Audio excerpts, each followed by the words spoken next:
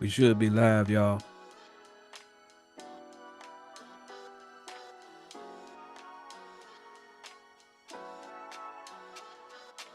Shalom, shalom. Shalom. Shalom. Shalom.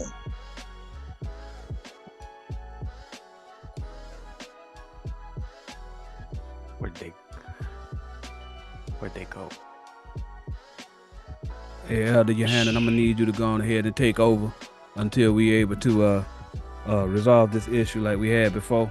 I got you. I got you. Go ahead and do the I part got that you. you Let me gotta drop do. the I'll be water. back. Hold on. Hey, wait. Hold on, man. What'd you say, Elder? What'd you say, Elder Yohanan?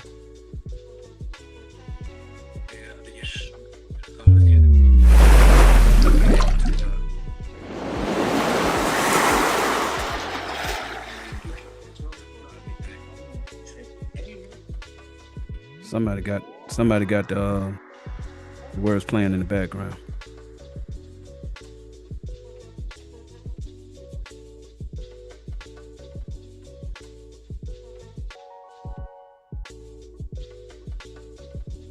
We apologize, y'all. Hey, We're shalom. in the middle of quite Shalom. Oh, Hey, Shalom. I know it Shalom. gotta get irritating. Every week, there's something new right before we drop. It's not a coincidence. This is not a coincidence. Every time there's a conundrum right before we drop class. Every week, right before they drop, this manpower just seems to get cut off every time we about to drop class. I hope y'all see this type stuff. This is not a coincidence. Right. One time it's like, okay, but every week the same thing happens. Every Right. week. I hope y'all starting to see what's going on when they starting to go with they don't want the word to go out. And it's Right. I know we try to stay peaceful. We try to stay in the spirit. We try to stay, upbeat about it, but it does get irritating because all we try to do is give the people what they want, give them salvation, give them the truth, and people trying to stop the word from going out by doing little trickster stuff like this.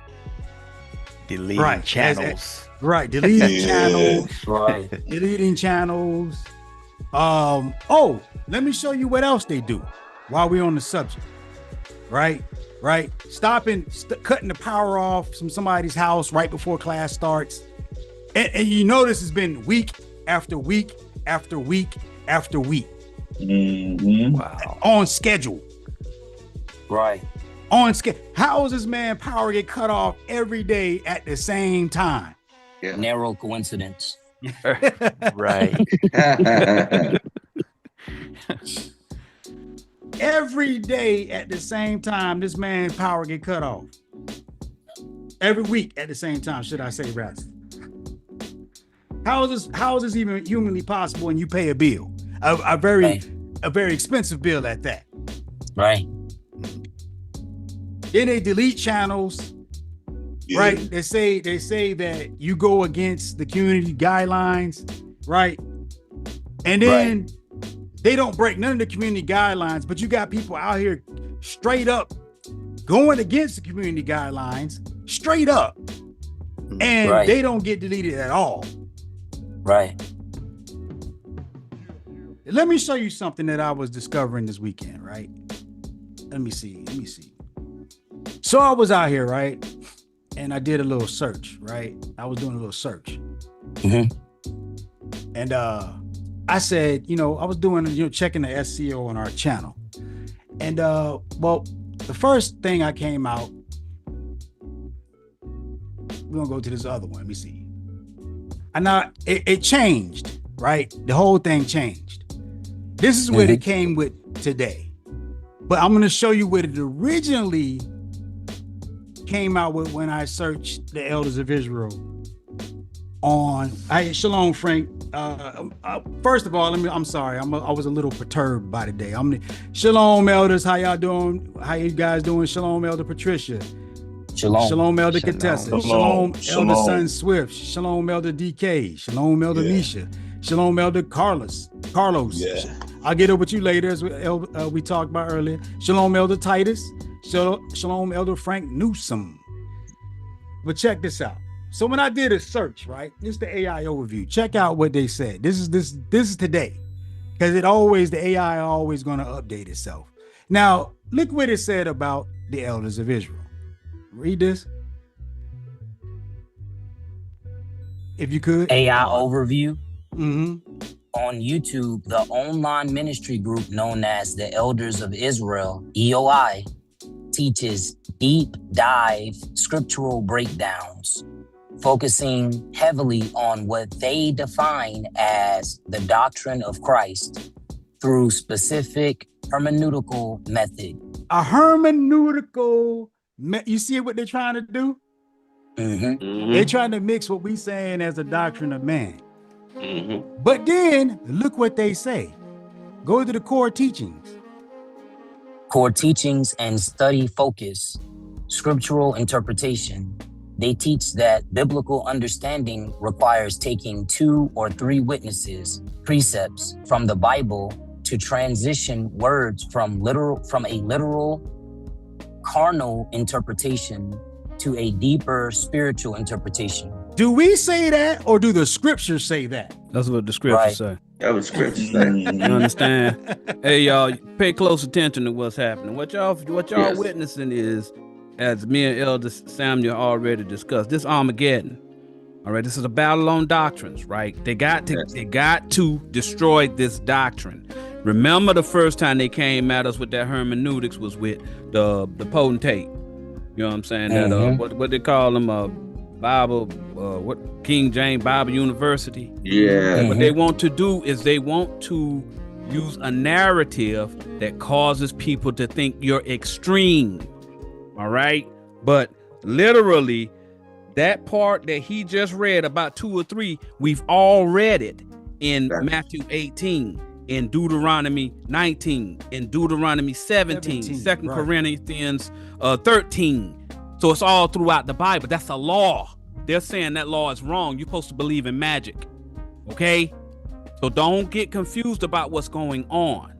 That means that when you start seeing stuff like this happening, that means what we're doing is effective. Yes, sir. All right? Go ahead, Elder. Sorry to interrupt. That's all right. Read on.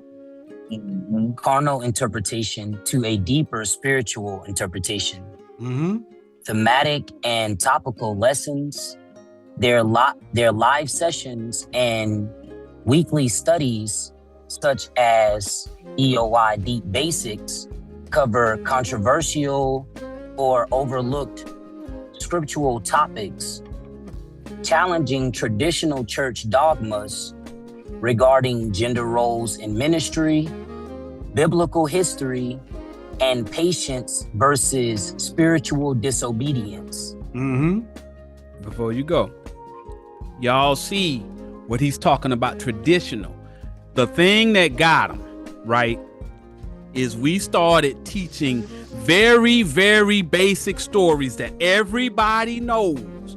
How Moses went and split that Red Sea, how Jesus split, how he walked on water. All these little topics that y'all seeing on this Jewish fables thing, they've never been able to explain it.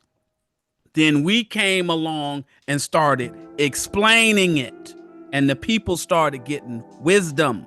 That is the problem. They need the people to be stupid. All right? Yes. That's what's going on, just so y'all know. Go ahead, Elder.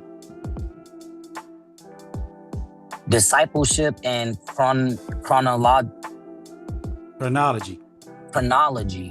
Lessons frequently examine Old and New Testament narratives, such as Exodus, the Ark of the Covenant, or specific prophetic segments to instruct believers on how to align with God's timing rather than human traditions. Now, hold on. You see what it does, though. it puts you to another video that has nothing to do with our channel. Right. See the sneakiness? Yes. But over here, it showed you the video that goes directly to our channel. Right. Okay. So now, I over here, I showed another one. I asked the question this is this morning. So I came back. I'm showing you chronology. Yesterday, I'm going to show you what I asked yesterday when it originally was asked this question. I'm showing you how the AI started to correct itself, right? So now check this out. So now on YouTube, what church group teaches the Bible spiritually? Now this is what it said. The Elders of Israel YouTube channel focuses heavily on teaching how to interpret and understand the Bible from a spiritual rather than a carnal or strictly literal perspective. Now this is somebody's Instagram post, so it pulled from, right? So it's talking about Elder Misha and Elder Anderson. All praise. Through their primary teaching series, EOY Deep Basics, hosts like Elder Anderson, Elder Misha, and Elder Stephen emphasize a specific methodology of breaking down the scriptures, core principles of their teachings, dividing carnal versus spiritual. Their classes teach that the Bible is a spiritual book written in symbolic language. They contrast a surface level carnal interpretation, milk, with a deeper spiritual understanding, meat, using scriptures like Job 11:6 and Romans 8:6-7. Love versus hate. The channel explicitly focuses its ministry on teaching biblical love versus hate. Oh, so he's starting to correct itself. Precept upon precept, they utilize a strict scriptural study format, breaking down chapters line upon line, precept upon precept, while encouraging users to bring their Bibles and notebooks to analyze the text directly. Distinct identity. The group teaches against the doctrines of the Hebrew Israelites and is not associated with them, focusing instead on universal spiritual principles rather than an Israel-only doctrine. See, now, this is very important why I'm showing you this, okay? Now, I'm showing you this because of what it did yesterday. When we first, and you probably gonna look it up and it's gonna say something different. Let me show you why. Read this. On YouTube, go ahead. On YouTube, a prominent independent group dedicated to this exact style of teaching is the Elders of Israel Deep Basics channel. Core teachings of the group: spiritual versus carnal. Their classes focus heavily on breaking down the scriptures from a spiritual perspective rather than a carnal or strictly literal mindset, emphasizing internal transformation and the true intent of God's word. Love versus hate. A primary pillar of their teaching is promoting love, peace, and spiritual understanding, intentionally filtering out any doctrines rooted in division or animosity. Independent theology. It is important to note that they are not associated with Hebrew Israelites or groups like the Israelite Church of Universal Practical Knowledge, ICUPK, and are actively teaching against those doctrines. They do not limit salvation or the message of the Bible to Israel only, but teach universal spiritual principles. Now, the reason why I'm going to pull up the original document, because I did the original. I put it on Word because it changed. Now you see it went. Now this is the original document. If you guys gonna see, can you see it? No, You see gray boxes. Okay, hold on. Let me see. Did it pull up? Where is the Word document? There we go. All right, you're gonna see. I'm gonna pull it on full. Okay, yeah, we see it. All right. Whole thing went gray. Give me a second. Let me pull it on full screen. All right, can you see that full screen? Yeah, we see Yes, it. sir. All right. Is it too Can small you for you to zoom read? in? Can you zoom Yeah. in? Hold on.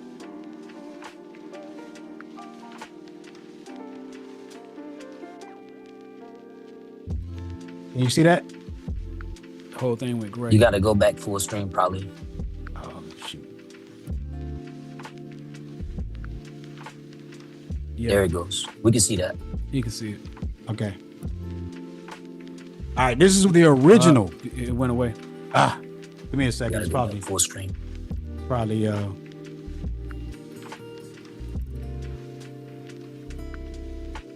But now every video, the people that's watching need to record it. Yep. Everyone. This is the point. Yes, sir. Did it show up yet? No, it's still gray. Not yet. Whole thing gray.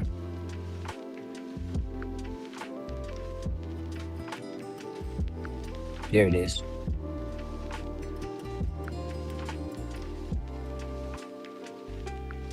I don't know why it's doing that. It's still going gray? Yeah, it's all Mhm. gray. Come on, You man. clicked something earlier and it went on ahead and went back to the screen. Let me see.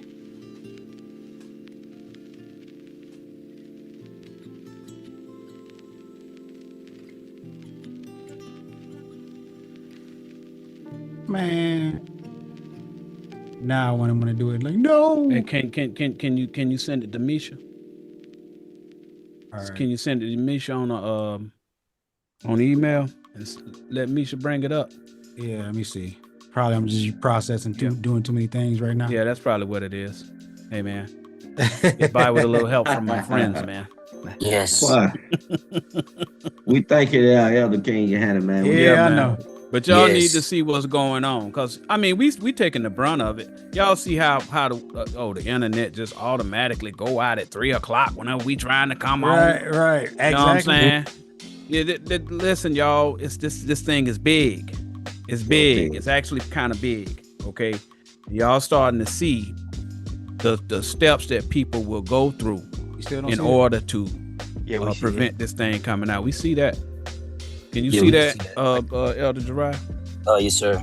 Okay, let him go ahead and read that. When looking for the elders of Israel on YouTube, you will definitely find drastically different channels depending on which religious context you are referring to, as the phrase is used by entirely different faith groups. 1. Hebrew Israelite Ministry, Black Hebrew Israelites. If you are looking for independent ministries that explicitly use titles like elder and teach that modern minority groups are the true descendants of the biblical 12 tribes of Israel, you are likely looking for Hebrew Israelite groups.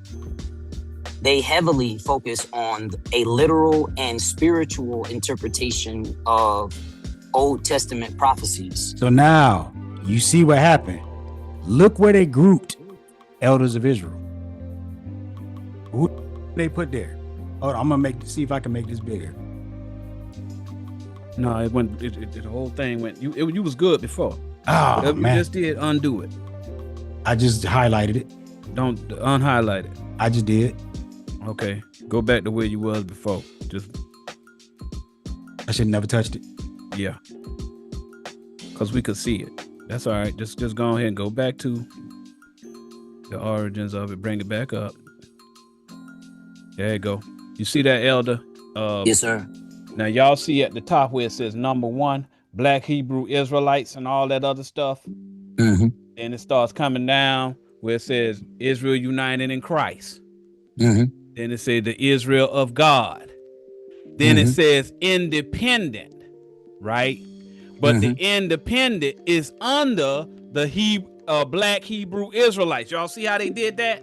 So they basically put us under the umbrella of Black Hebrew Israelites. Y'all see that?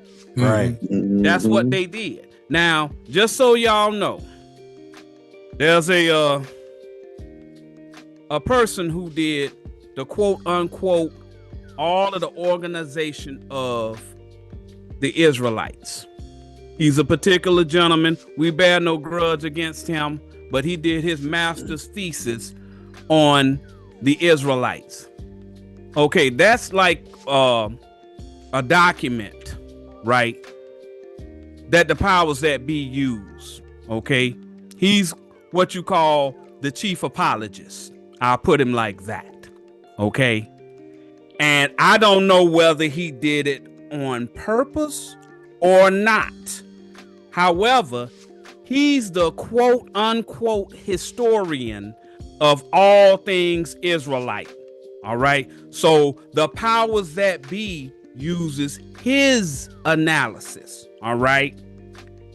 And being that we were former members of Israel United in Christ, it is our belief that the powers that be are taking the fact that we once were under that group to put us in an umbrella under Black Hebrew Israelites. Let me be very clear so that y'all understand. We have no association with the Black Hebrew Israelite movement. None. That doctrine is 100% wrong. Garbage. Yes. Okay. Just so y'all know. All right. And it's offensive to us to be associated with those groups. All right. Because we teach a totally different doctrine. The Black Hebrew Israelites teach Christianity. Okay. The only difference with their doctrine is the color of the characters. They teach an extremist version of Christianity. Right. All of the characters are black, which they may be, they may not be. We don't care one way or another, right? Because the Bible, the doctrine of Christ has nothing to do with color, all right? But they use that as a mechanism in order to control people who've been downtrodden and turn them into their slaves. That's what Egypt's talking about. We do not believe in their doctrine at all, okay? Right. And we don't believe in any of that magic and mysticism and all of that stuff, because that magic and mysticism is the same thing taught in the Christian church. We bear no grudge against Christians. We don't personally bear any grudge against the Israelite people. Okay?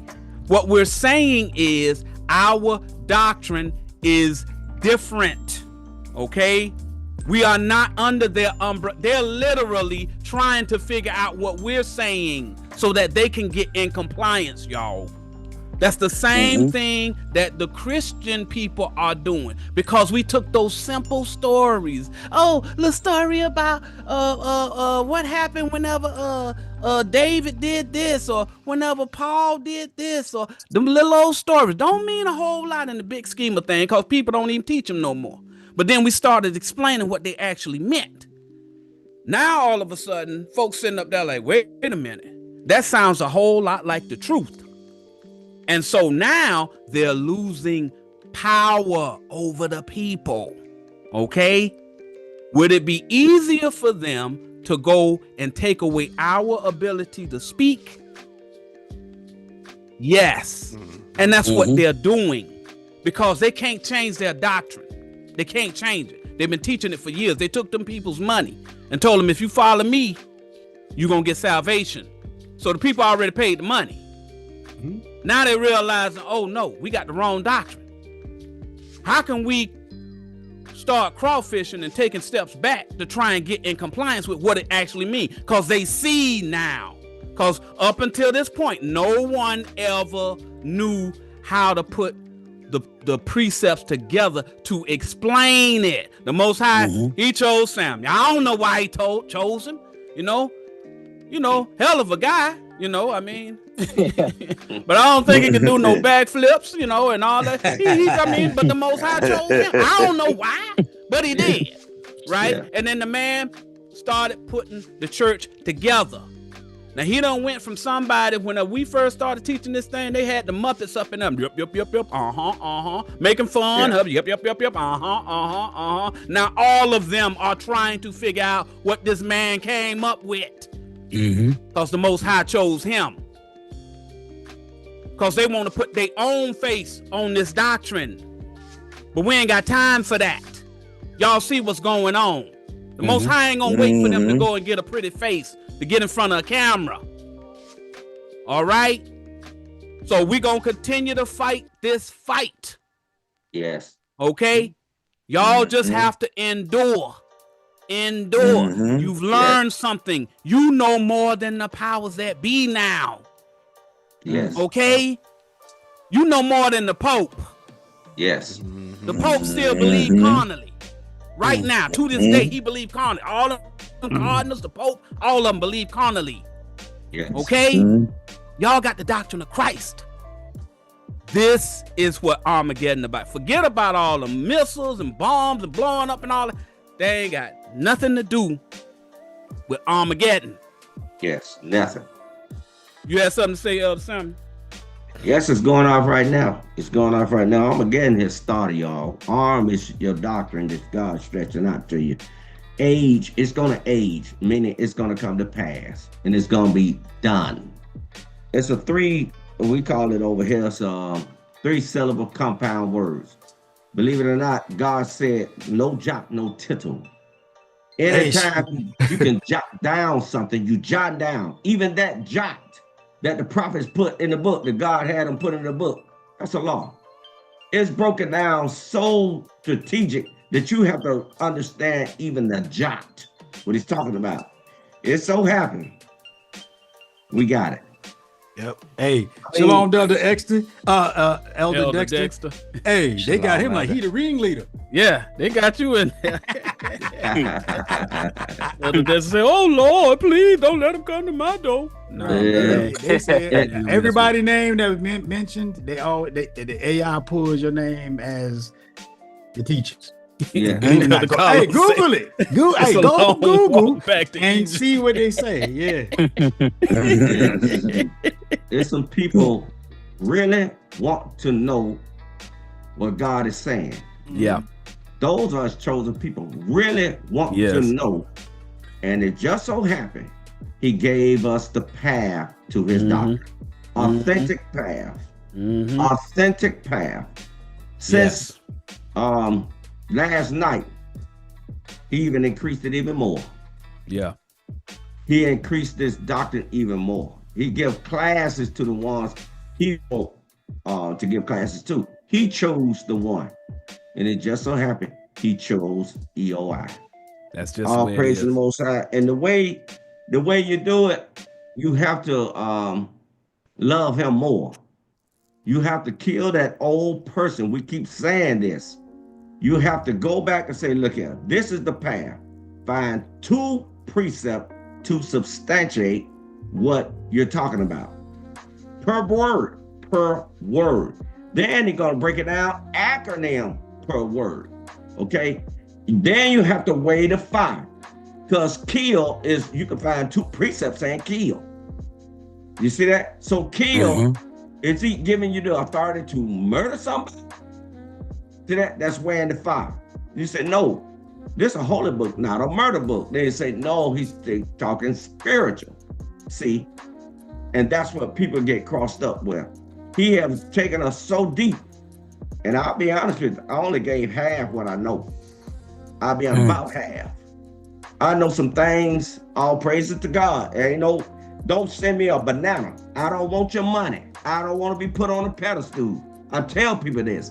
Put God on your head. Him all the time. Our job is to be priests to marry you back to Christ. That's it. That's our whole job, to do the man. Marry that Christ. And that's what we try to do. We don't want to be praised over him. We don't take 1 cent. And tell you, if you take 1 cent, your doctrine will be defiled. He'll tear it all that down. Yep. I know. 1 cent. I mean, 1 penny. You have to break this down to smart people, educated people. What you mean by a penny? 1 cent? The one that got Abraham Lincoln on? The one that's facing the other way? And the other people facing the other way? You have to break things down like that strategic. Because you got some wicked people. All it's about is money. And when you do that, believe it or not, you killing Christ. See, they think that Christ's gonna come back in the stars. No, he come through the air that way. No, he coming through the clouds. It's a parable. Yeah, it's a parable. You know, but all praise. I want y'all to start loving Christ, loving God. Get focused on what he wants you to do, because it's gonna come to an end. Focus what he wants you to do, and start looking to love him more. Kill that old person and look strategically what he's talking about, because he made you. He gave you everything. He's worthy of it. Okay, learn his language, and it's all taught in this spiritual interpretation from many languages. We accept Chinese, we accept white folks, we accept black folk, we accept gay folk, we accept straight folks, we accept everybody. We love everybody. You see that? We accept everybody to learn this doctrine. He's the one to decide whether or not you get paradise, but we have to teach every creature. I've talked to the KKK. I've talked to many organizations, and I know where they from. When I talk to them, I know what they thinking on their mind. Carnal. That's how Jesus knew what you were thinking. He said, I know you're thinking carnal. You really do believe a spaceship gonna come through the air. You really do believe Jesus is gonna come through the crowd. But he said he's a seed. Christ is a seed being planted in your head. So, and I hope y'all enjoy the class, and I know this is gonna be a good class, but we basically know who's behind a lot of this stuff. It's about money. It's about money all the time. Money all the time. Yes, Get sir. a job. Get a job. Right. Get 2 jobs. He said, be ye angry.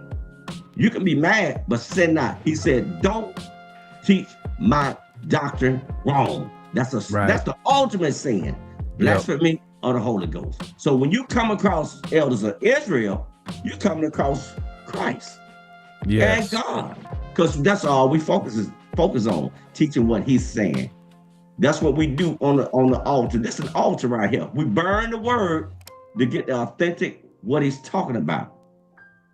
And that's what we do.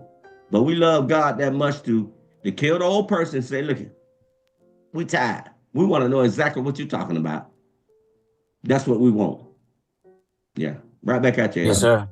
All praise to the Most High. All right. Now, and you know, Elder Yohanan didn't show it to y'all, but it was a portion on that thing where he was trying to find us, and they had us blocked. They had us blocked. All right. The AI couldn't find us. Right. Yeah. Because again, you gonna explain that to him? Take about 5 minutes, man. So it wouldn't pull our videos, like the links for our videos. It said that our links were blocked. I wish I could pull it up, but hold on. Let me see it's gonna be all them gray boxes, man. Yeah, it wouldn't pull our video links. It wouldn't even pull our embedded. It said it couldn't pull it because our video links are blocked from the AI embed. And so it's you know, it is what it is. You know, we're not going to be discouraged on this side. We're going to keep doing what we're doing. We just tell you guys that, you know, if you want to keep the word, you want to know what it is, you know, write the precepts down, download the videos, all that stuff. The videos are there, download them. You know what I'm saying? If you want to keep the word close to you and you want to remember what was being said, download the videos. you know, and keep it near and dear to you. Get a hard drive, download the videos, because you don't never know. It's like what happened to keeping up with the commandments. You never know who's gonna come up here and try to take down the channel. You get what I'm saying? Even though we got clear evidence that the channel was, you know, not a hate group. Keeping up the commandments was not a hate group. They're not going against community guidelines. They're not teaching hate, any of that stuff. You see what happens. You get what I'm saying? We don't say that nobody's the white man, the devil, any of that stupid stuff like that. We don't do that. Right. We don't show hanging nobody in American flag boots. We don't do any of that. We don't show the White House blowing up. We don't do any of that stuff. Right. We just teach peace. Right. And so does the other channels that affiliate with us. But we teach all nations get saved. But guess what? Our channels get taken down. But you got to ask yourself, how is these other channels that teach hate allowed to survive, but the ones that teaching peace getting taken down? Things that make you go, Right. Exactly. All praise to the Most High. Okay, I'm getting ready to go ahead and start my thing, but before I get up in there, Elder Cortez, go ahead and unmute right quick, man, so these folk can know that you in the house and whatnot, man. Y'all know Elder Cortez. You know what I'm saying? He been rocking with us for quite some time. Shalom, Elder. Shalom. Introduce yourself, man. Shalom. Yeah, I want to bring up 2 precepts, Elder, because it's very important. Yeah, God, if you don't mind. After he introduced himself, yes. I'm gonna go ahead and let you do your 2 precepts. Well, go ahead, Elder Cortez. Shalom, elders. Shalom. Shalom, Elder. All right. Well, I was also one of those guys that used to follow the IUIC guys, the IUIC count. And just like everybody else, I knew that they were teaching wrong. And not with all that hate and stuff, you know. So after so many years, I would listen to those guys for 2.5 years. And I knew this ain't right. I knew it's not just one right. So, you know, so I started praying and stuff, and asking the Most High to give me the truth understanding of the Bible. And I tell you the truth, y'all, elders. When I first started searching, the first one I saw was Elder Pop Samuel. All praise the Most High. And he was teaching the rightly divide video. That's the video I saw first. And, you know, I got to looking at that video, man, and I was like, wow, wait, this. When I first saw him, though, I was like, now he sounds like he might be, he know what he's talking about. So I started watching the video, and after I started watching the video, man, and then a nerve popped up, Purple Thorn. And I saw Elder Steph, and I said, hold on, wait. These guys, you know, they saying the same thing. They teaching about the same, same word. And then, so I got to watching, all the other videos, Man, next thing you know, Elder King Johanna. I said, wait a minute now. It's 3 of them saying the same thing. Yeah. So I'm like, okay. This got to be the true doctrine, because I'm telling you guys, I've been searching for this, for a long time. All praise to the Most High. Yeah, all praise to the Most High, man. All praise to the Most High. And I've been following you guys ever since. All praise to the Most High. All praise to the Most High, man. Thank you, man. We welcome you, man. And we looking for big things from you. You know what I'm saying? And we know everybody gonna go ahead and get their turn in the hopper. Oh, so yeah. we want to welcome you. You know, you might be getting ready to get into something, but that's all right. I think you're ready for it. Shouts out to Elder Kimberly C. Yeah. All praise back to the you, Most High. Elder Samuel. Yeah. This doctrine is written novel, carnal, and spiritual. It just so happened that God gave us the path to the spiritual. Because I'm gonna bring up 2 precepts, and I'm gonna break it down talking it. Okay? Go to Genesis 3:17. This what he wanted. God wanted this. When you think about Adam, Hold tight, Elder. Hey, Elder Misha. Yo, yeah. I might need to make you a co-host, man. All right. Because the whole thing is gray. I see it. So it's something going on. But hold on, make sure. Did I give you the co-host before? Boom. There you go. Yeah, we're gonna have to do it like that.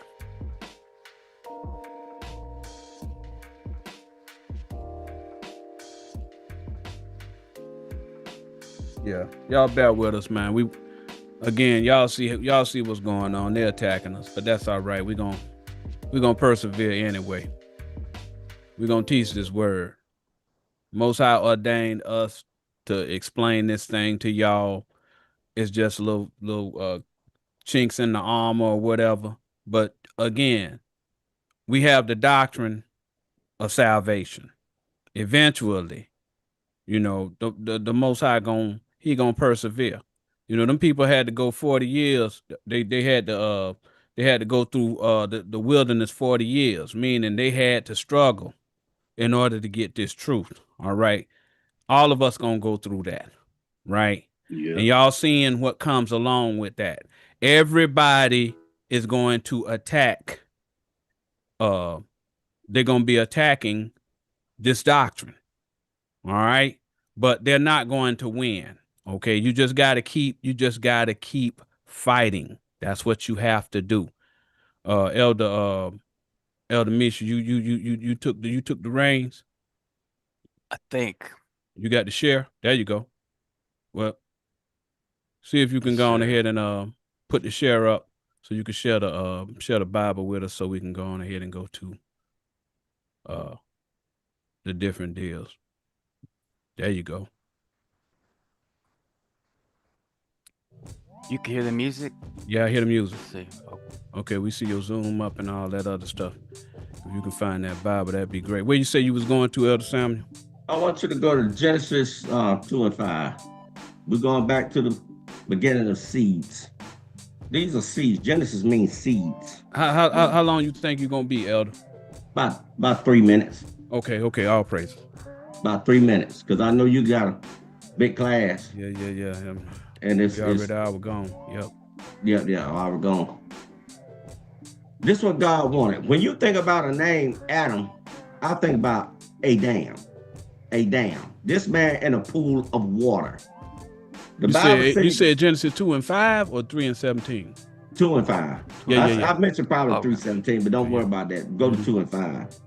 Because I want to go ahead and cut through it. Because I know I might leave a little early. Okay. But this is I'm giving my oblation right here. Okay. This is one of the holiest things you can do. Bring something to the altar, present it to the people. Now, when you read that, go ahead and read that, and I'm break it down. About 2, 3 the most. I want to go through it fast. So it's 4 o'clock now. I'm going to be done by 4:03. Yes, sir. Genesis 2 and 5. And every plant of the field before it was in the earth. Carnal, read. And every herb of the field before it grew. Herb is food that you're getting taken in. Those are doctrines being accepted into your mind. I'll break this down on a personal class in the future. Read. For the Lord God had not caused it to rain upon. Stop. Go to Sirach 119. He didn't cause it to rain. What kind of rain? We're going to the spiritual side, not the carnal side. I'm sharing breadcrumbs that have been dropped from Christ. The doctrine has been dropped down to us that we understand. Cause what kind of rain? If you think it, I told you in the first. Novel, carnal, spiritual. You want a spiritual house, right? We're going to the spiritual side. Read. Ecclesiasticus 1:19. Wisdom reigneth down skill. So hold right there. So no wisdom was being rained down, right? Yes, sir. This is the spiritual side. Read. And knowledge of understanding. He wants you to have the knowledge. He said he want a kingdom of priests that got the knowledge. Exodus 19 and 6. Read. Standing and exalteth them to honor that hold her fast. See that? Her fast. So wisdom is her. That's another name for a woman. Wisdom, right? Yes, sir. So go to Ezekiel 17 and 8. So when you read, we don't have to go back through it and read. I'm just sharing how to read the Bible spiritual. Go to Ezekiel 17 and 8. When you look at words, it's so many jots and tittles that is unbelievable. Look at this jot right here. He said, no jot, no tittle. It's a jot in here. But you got to look for it. Every time I see a new understanding, that's his face. God be saying, peekaboo. I say, hey, I see you, Most High. That's what he's doing. He said, you look for his face, look for his doctrine. It's there. Read that. Yes, sir. Ezekiel 17:8. It was planted in a good soil. Stop. Right now, that word soil, spiritual oil. Spiritual oil. That S is a giant. The word of God was planted in a good spiritual oil. You being anointed by Elder Uncle Stephen today with the oil. You don't know. That's why they run from us. I only shared half, elders. That's all, half. Yes, sir. Okay? By great waters. By great waters. These are the waters, what he's talking about. His doctrines. Read. That it might bring forth branches. Us, E-O-I. E-O-I. And keeping up with the commandments. Read. And that it might bear fruit. See that? Food to give to the people. The understanding from that tree, which is understanding, giving it to the people so they can understand spiritual. God wants a spiritual house. He don't want no carnal house. Romans 8:6. Carnal is enmity to God. 1 Corinthians 2:14. The natural man can't teach you jack. Nothing. Zero about salvation. Read. That it might be a goodly vine. You see that? That's what he writing down, understanding. I only showed half. Right back at you, Elder Uncle Stephen. So he wants somebody to plant that seed. Luke chapter 8, verse 11. That seed. Okay? That's what he's talking about, which is the word of God. We just broke it down. Oh, I'm confounded, Pop Samuel. Can you repeat it? No. Start recording. Right back at you. All praises to the Most High. All praises to the Most High. Thank you, Praise. Elder. No We praise. appreciate it. Yes, sir. So I'm going to go ahead and bid everybody a shalom and welcome to another exciting and riveting episode of EOID Basics. All right. Today we will be discussing the difference between slothfulness and patience. Now the Elder Lex has completed his first class that he taught on First Fruit Fridays. If y'all ain't seen it, go on back and check him out. He did an excellent job. You know, but now that he did that class, many of you will have a better appreciation of what this class is talking about. All right. The job of the prophet is to teach. Many prophets are called to preach the Bible, but few are chosen to teach the spiritual doctrine. That's what that means, y'all. The chosen are the spiritual prophets. That is what that scripture means. Many of you are called to teach the word. However, when you learn what the Bible means carnally, you don't go that next step to learn what it means spiritually. You continue to teach the carnal doctrine. The Most High calls that slothful or sleeping or slumber. All right, that's what he's talking about when he's talking about people teaching that carnal doctrine. That's the slothfulness. All right. The chosen prophet is different because he has patience. By that we mean he has the patience to use the doctrine of 2 or 3, which is the doctrine of Christ. Using the doctrine of 2 or 3, you must find 2 or 3 precepts to establish what every word means spiritually. Today we will give you some examples of prophets that use patience and prophets that are slothful. And you're going to be surprised who some of these slothful prophets was. All right. This is a similitude of what you will see in your day.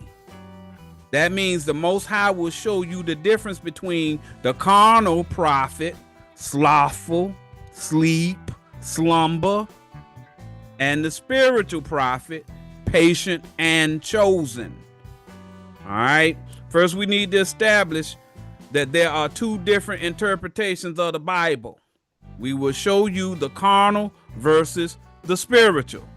Those that believe and teach the carnal are slothful, and those that teach or interpret the spiritual are patient or chosen. All right. So let's go to Romans 8 and 1. All right. This will show you that there are two interpretations: the carnal or literal interpretation and the spiritual interpretation, which is derived by using 2 or 3 witnesses to establish what those words mean. All right.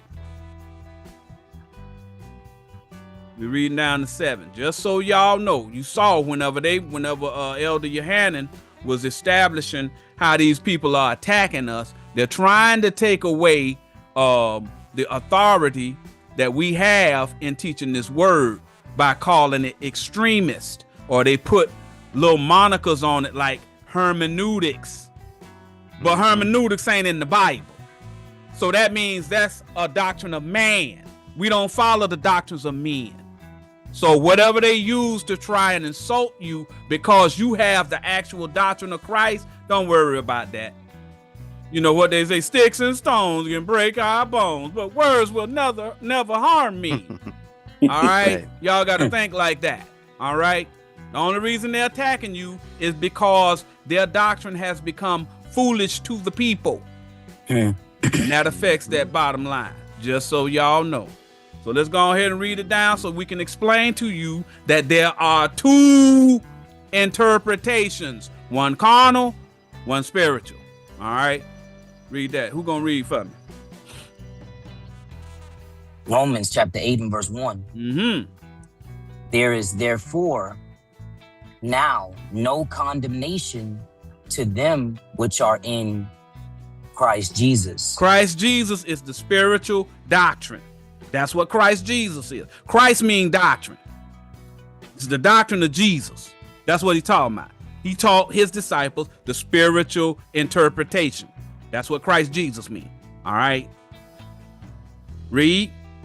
Who walk not after the flesh. Flesh is carnal. And he's going to show you there's an opposite to the carnal. Read. But after the spirit. The spirit is the opposite of the carnal. The Bible calls them contrary. They're contrary. All right. But they say in order to get the kingdom, you got to go through Christ. Christ is the spiritual doctrine. Just so y'all know, all those little verses, they actually mean something. They just never have been explained to you. Next verse.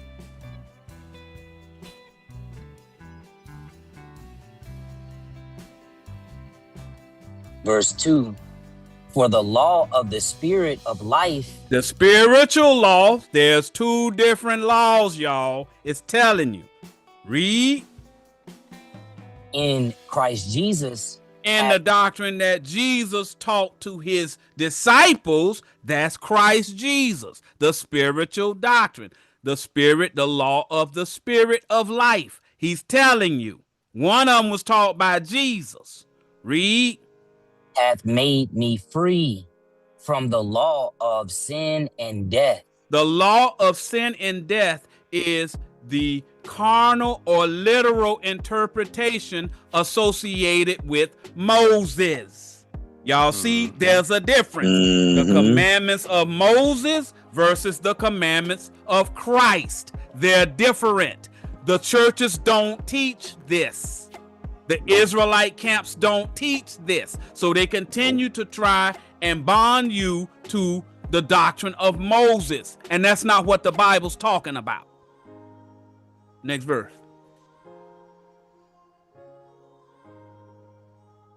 Verse 3. For what the law could not do. What the carnal law could not do. In that it was weak through the flesh. Being that it was carnal, you physically went out to the state park to put up that tent. You physically had somebody sew some fringes on the bottom of your shirt. You literally went and got a decorative rag and put it on your head to show that you had your head covered as a woman. That's the flesh, all right? That's the carnal. Read. God sending his own son in the likeness of sinful flesh. His son is his doctrine, all right? He sent an actual man teaching that doctrine, a fleshly man teaching that doctrine. Read. And for sin, condemned sin in the flesh. And with his doctrine, the doctrine of God, he condemned the law of Moses. Y'all see that? Because his doctrine was contrary to the Pharisees' doctrine. Next verse.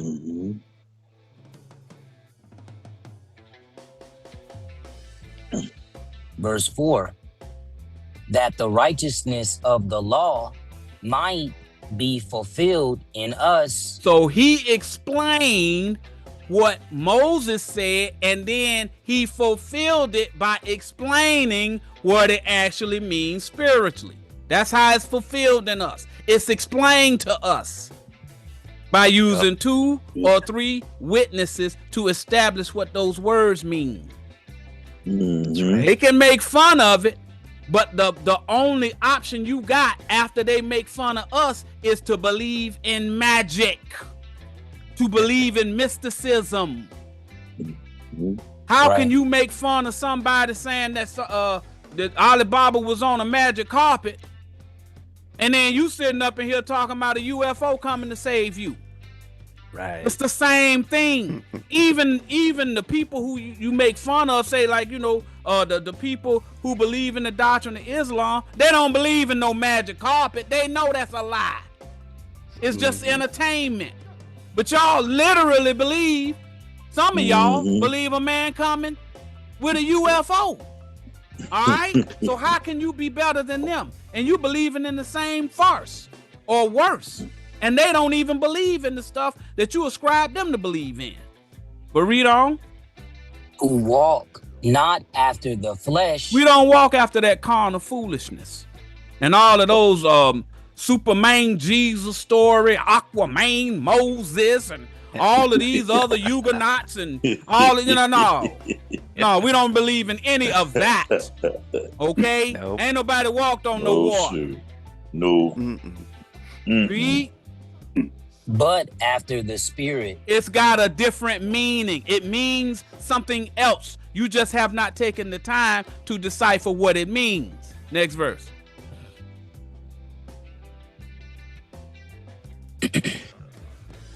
Verse 5. For they that are after the flesh do mind the things of the flesh. Them carnal people still putting them fringes on the bottom of their skirts. They still wrapping their heads up in tires, saying, you know, I got to do this cause if they read not the Bible, I'll go to hell if I ain't got my head covered. They mind the things of the flesh. There is no salvation attached to it, though. Nope. Read. No. But they that are after the spirit, the things of the spirit. We know whenever it's talking about fringes, it's talking about brothers coming together to strengthen their doctrine.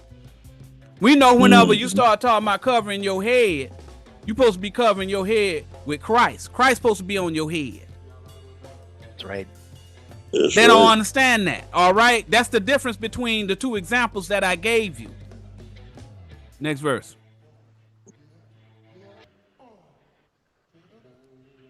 Verse 6. For to be carnally minded is death. You ain't gonna get salvation if you believe in carnal foolishness. If you believe in all of them old wives' tales and Jewish fables, there is no life associated with putting fringes on the bottom of your shirt. You ain't going to hell if you ain't got fringes on. All right? That's a lie. But that's the carnal mind that causes a man to believe a lie. Next verse. No, excuse me. Finish it off. I'm sorry. Go back. Yeah, go back. But to be spiritually minded is life, and peace. Life is through the interpretation that Jesus the Christ left his disciples. All right. That's where life is. The spiritual interpretation. Spiritually minded. All right. The spiritual interpretation, not the carnal interpretation. Next verse. Verse 7. Because the carnal mind is enmity against God. He said, if you believe in the carnal interpretation of the Bible, you hate God. That's what that said. Enmity means hatred. He said, if you ain't took the time to figure out what it means spiritually, then you hate me. That's what God said. We just read it. All right. So if you following that carnal pastor that telling you, yeah, you know, if you don't go on ahead and put those tithes in this basket, or you don't put those alms in this box over here, send me your envelope with your alms, right? You don't know what that means, right? But you're doing it thinking you buying your way into heaven, but you're not. You're carnally minded. If you give them people your money, God is saying you hate him. That's what he said. Read. For it is not subject to the law of God. The law of God is the spiritual part. You're not subject. You're not associated with the spiritual. So you're not God's. He's telling you that.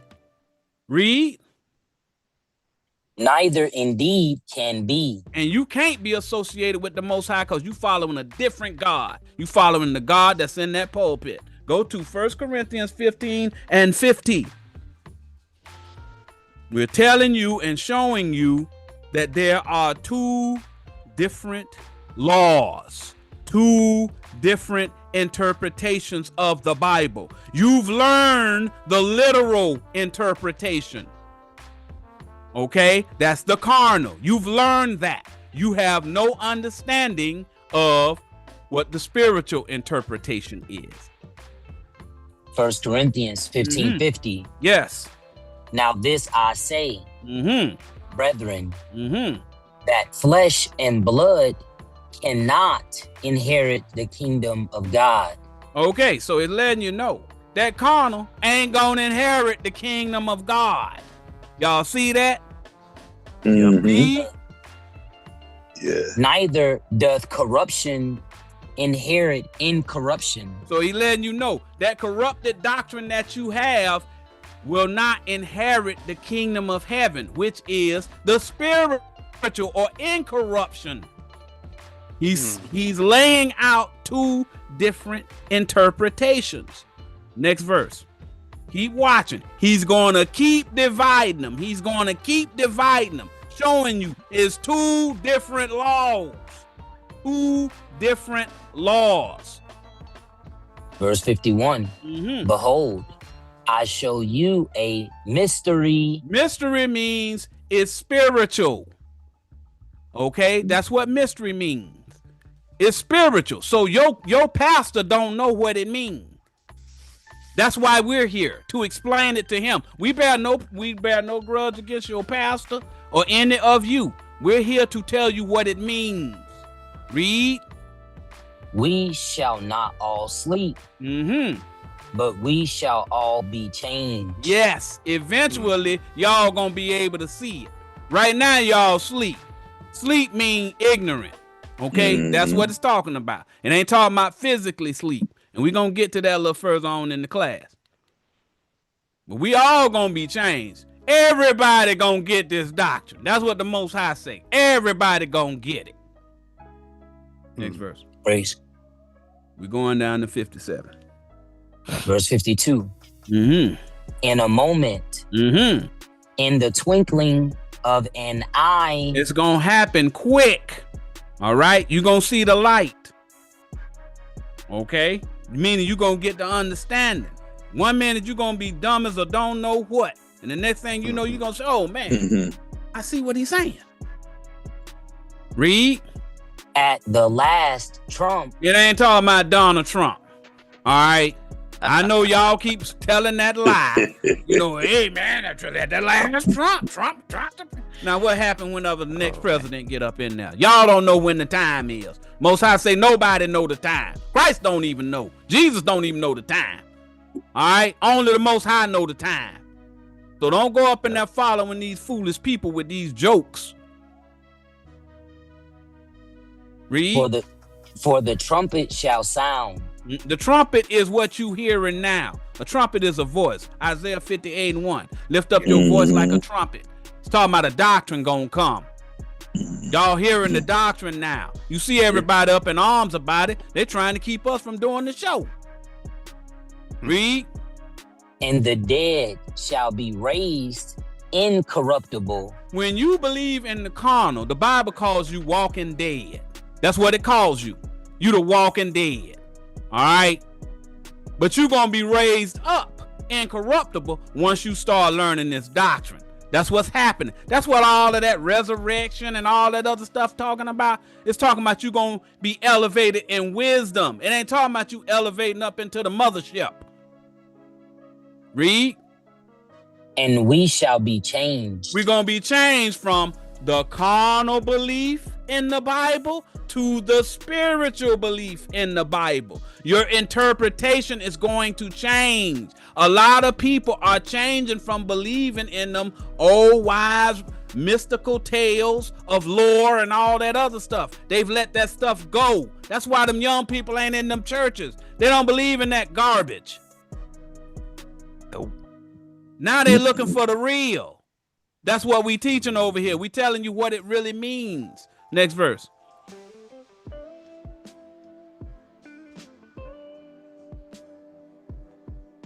Verse 53. For this corruptible. Corruptible meaning carnal. It's corrupted. It's a corrupted interpretation. Read. Must put on incorruption. It must be corrected with the spiritual interpretation. That's what that's telling y'all. Read. And this mortal. Carnal. Read. Must put on immortality. Must be corrected with the spiritual. That's what it's telling you. Christ, Jesus the Christ, corrected the corruptible doctrine that those Pharisees was teaching with his incorruptible doctrine of using two or three witnesses. That's what he did to explain what it meant spiritually. Y'all been in church all this long time and y'all ain't got this basic understanding. Next verse. We're going down to 57. We're trying to show you the Bible is telling you there are two different laws. You're under the New Testament. That means you're under the testament that Jesus the Christ said it means, not what Moses said it means. Yes. Y'all got that? Yes, sir. Yes, sir. Read. Verse 54. So when this corruptible carnal shall have put on incorruption, spiritual, and this mortal carnal shall have put on immortality, spiritual, then shall be brought to pass the saying that is written. Death is carnal. swallowed. Death is swallowed in victory. Spiritual. The spiritual understanding and interpretation is going to overcome the carnal interpretation because the people are going to stop believing in the carnal, as you see is happening now. They are trying to change that doctrine. They don't have a choice. They thought that it was gonna last, but the people said, "Nah, I can't offer no support for that. I can't support it. I just can't support it." Next verse.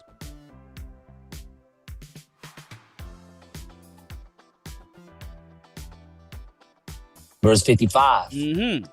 O death, carnal, where is thy sting? You got no power in that carnal. O grave, carnal, where is thy victory? You ain't got no victory over the spiritual. Next verse. Verse 56. The sting of death is sin. Sting of death is sin. Now let's see what sin is. Read. And the strength of sin is the law. That carnal law, that carnal interpretation is sin. That's the sin, y'all. The Most High is ticked off at these pastors because they're teaching sin. They are slothful. They won't learn what the interpretation that Jesus the Christ told them it meant. So they are teaching sin. We had a video up in here where this man was telling Geno Jennings. Geno Jennings asked him, you telling me you don't sin? He said, I don't sin in Christ. Meaning I teach the spiritual doctrine. It went straight over Geno Jennings' head. He didn't know what the man was talking about. He didn't know. That man was telling him the 100% truth. He was confounded. He was confounded. And confounded. Yeah. The man said, go to Romans 8.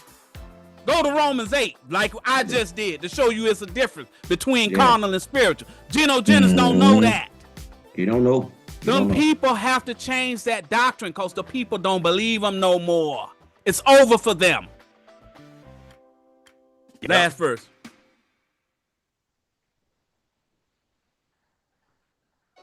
Verse 57. But thanks be to God. Praise God. Read. Which giveth us the victory through our Lord Jesus Christ. We have the victory. Victory means spiritual. Through our Lord Jesus the Christ. He left the doctrine. So when them people get up and that start talking that hermeneutics, the doctrine of 2 or 3 and all of that, that's blasphemy because that's the doctrine Jesus left. You think we care what they say?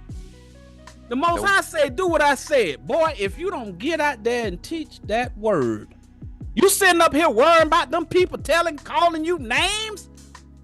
All them people calling you names, they gonna have to deal with me. They gonna have to explain, why didn't you teach what God told you to teach? Yes. That's the thing, y'all. Okay, so don't worry about what them people say. All of these little tricks, these parlor tricks they using. I guess what? Hey man, I'm gonna pull the internet on them right before they go on.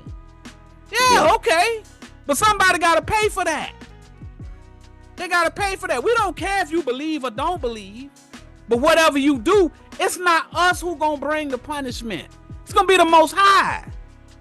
So we just have to continue to teach. All right.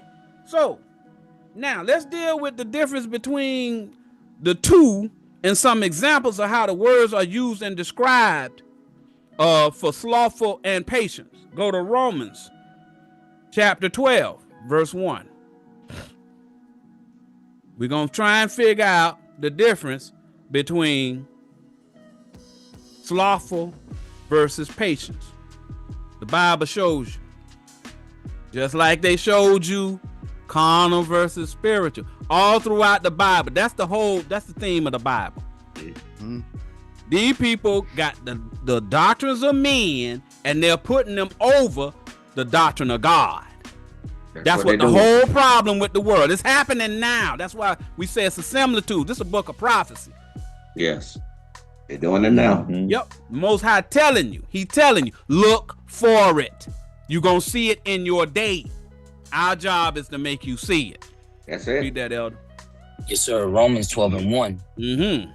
I beseech you, therefore, brethren, by the mercies of God, that ye present your bodies a living sacrifice. So you remember when we was reading and talking about the doctrine of spiritual life and all that other stuff, the law of the spirit, which is life and peace and all that other stuff. He wants you to be a living sacrifice. I want you to be spiritual. He wants you spiritual, y'all. Y'all see that? That's what that stuff means. They're not explaining it. Read. Holy, acceptable unto God. The Most High is not accepting any carnal trash. Nah. He sent Jesus the Christ to tell you, stop doing that trash. I don't like it. Yes. You can't feed me garbage and expect me to bless you after you feeding garbage to me. Yes. You got to give me what I want. I'm God. I want the spiritual interpretation. Get this carnal trash out of here. That's what that's saying. Yeah. He just God. Yeah. He just made everything. That's all. It. That's it. That's everything. Read. Which is your reasonable service. He said that's what I created you to do. I ain't create you to be able to, get up and then, I can sew like anything. Man, if you give me a mic, man, I'll go and I'll lay down some lyrics for you. He ain't created you to do all that. He created you to learn his book and teach his word to everybody. That's your reasonable service. That's it. Next verse. Yeah, praise.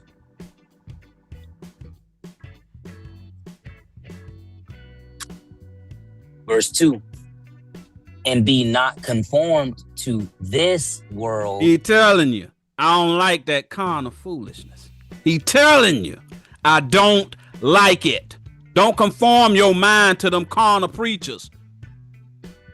That's what he's saying. He letting you know. He said them people, they enmity against God. He telling you, I don't like that carnal. He hate it. He hate it. Read. But be ye transformed by the renewing of your mind. He said you transformed by translating the carnal to the spiritual. That's what he's saying. All right. You have to translate what that preacher been lying about for the last 30 years into what God say it means. What Jesus the Christ left us the tools to understand. That's what he's telling you. Read.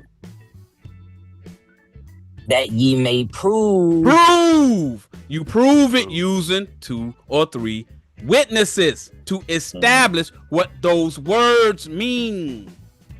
Read.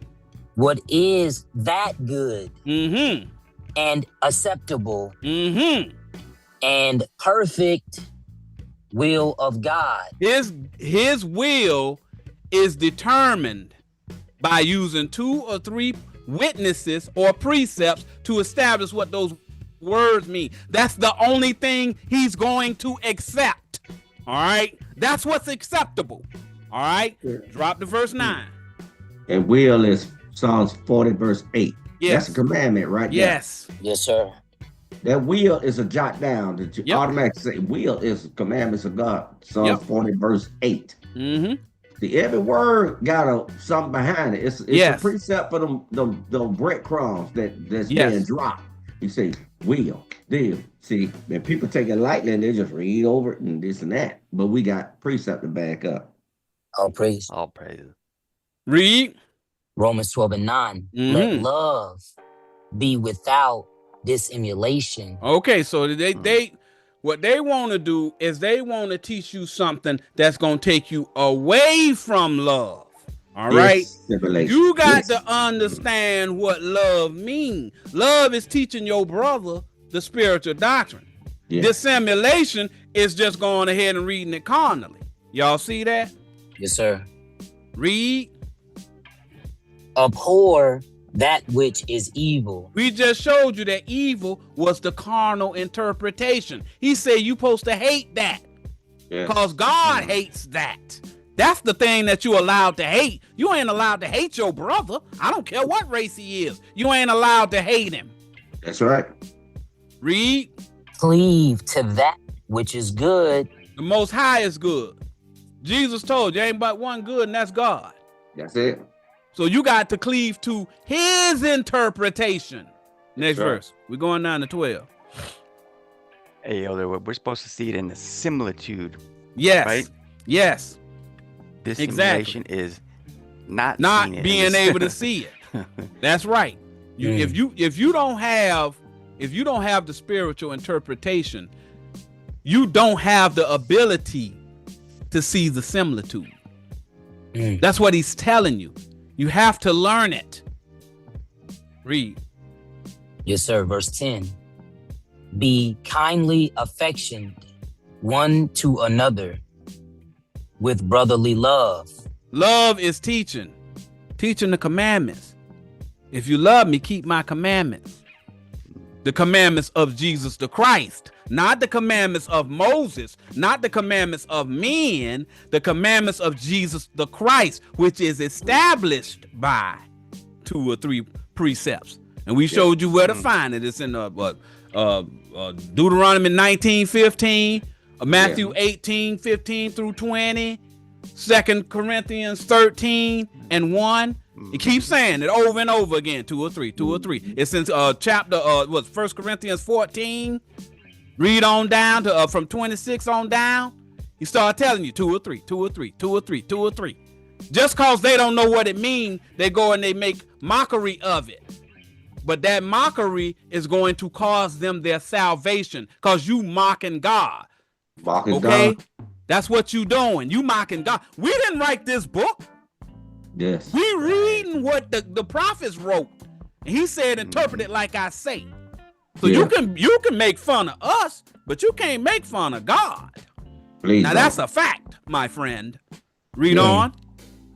In honor, preferring one another. You got to love your brother enough to go and teach him. That's why we in trouble. Because them Israelites stopped teaching. Yes. Now the world about to blow up. Because they didn't do their job. Right. Yes. Ain't no sympathy for nobody. You can get there, be mad all you want, but God said, I told you to do it. You said, I'm not gonna do it. Now you're jacked up, mad at the world. When you getting punished by God because you did something. Nope. Yes. Actually, they agreed to it. Yeah. You go back in Deuteronomy 27, you agreed to it. Yep. You made an you made an oath. In Deuteronomy 27, you made an oath. That's 29.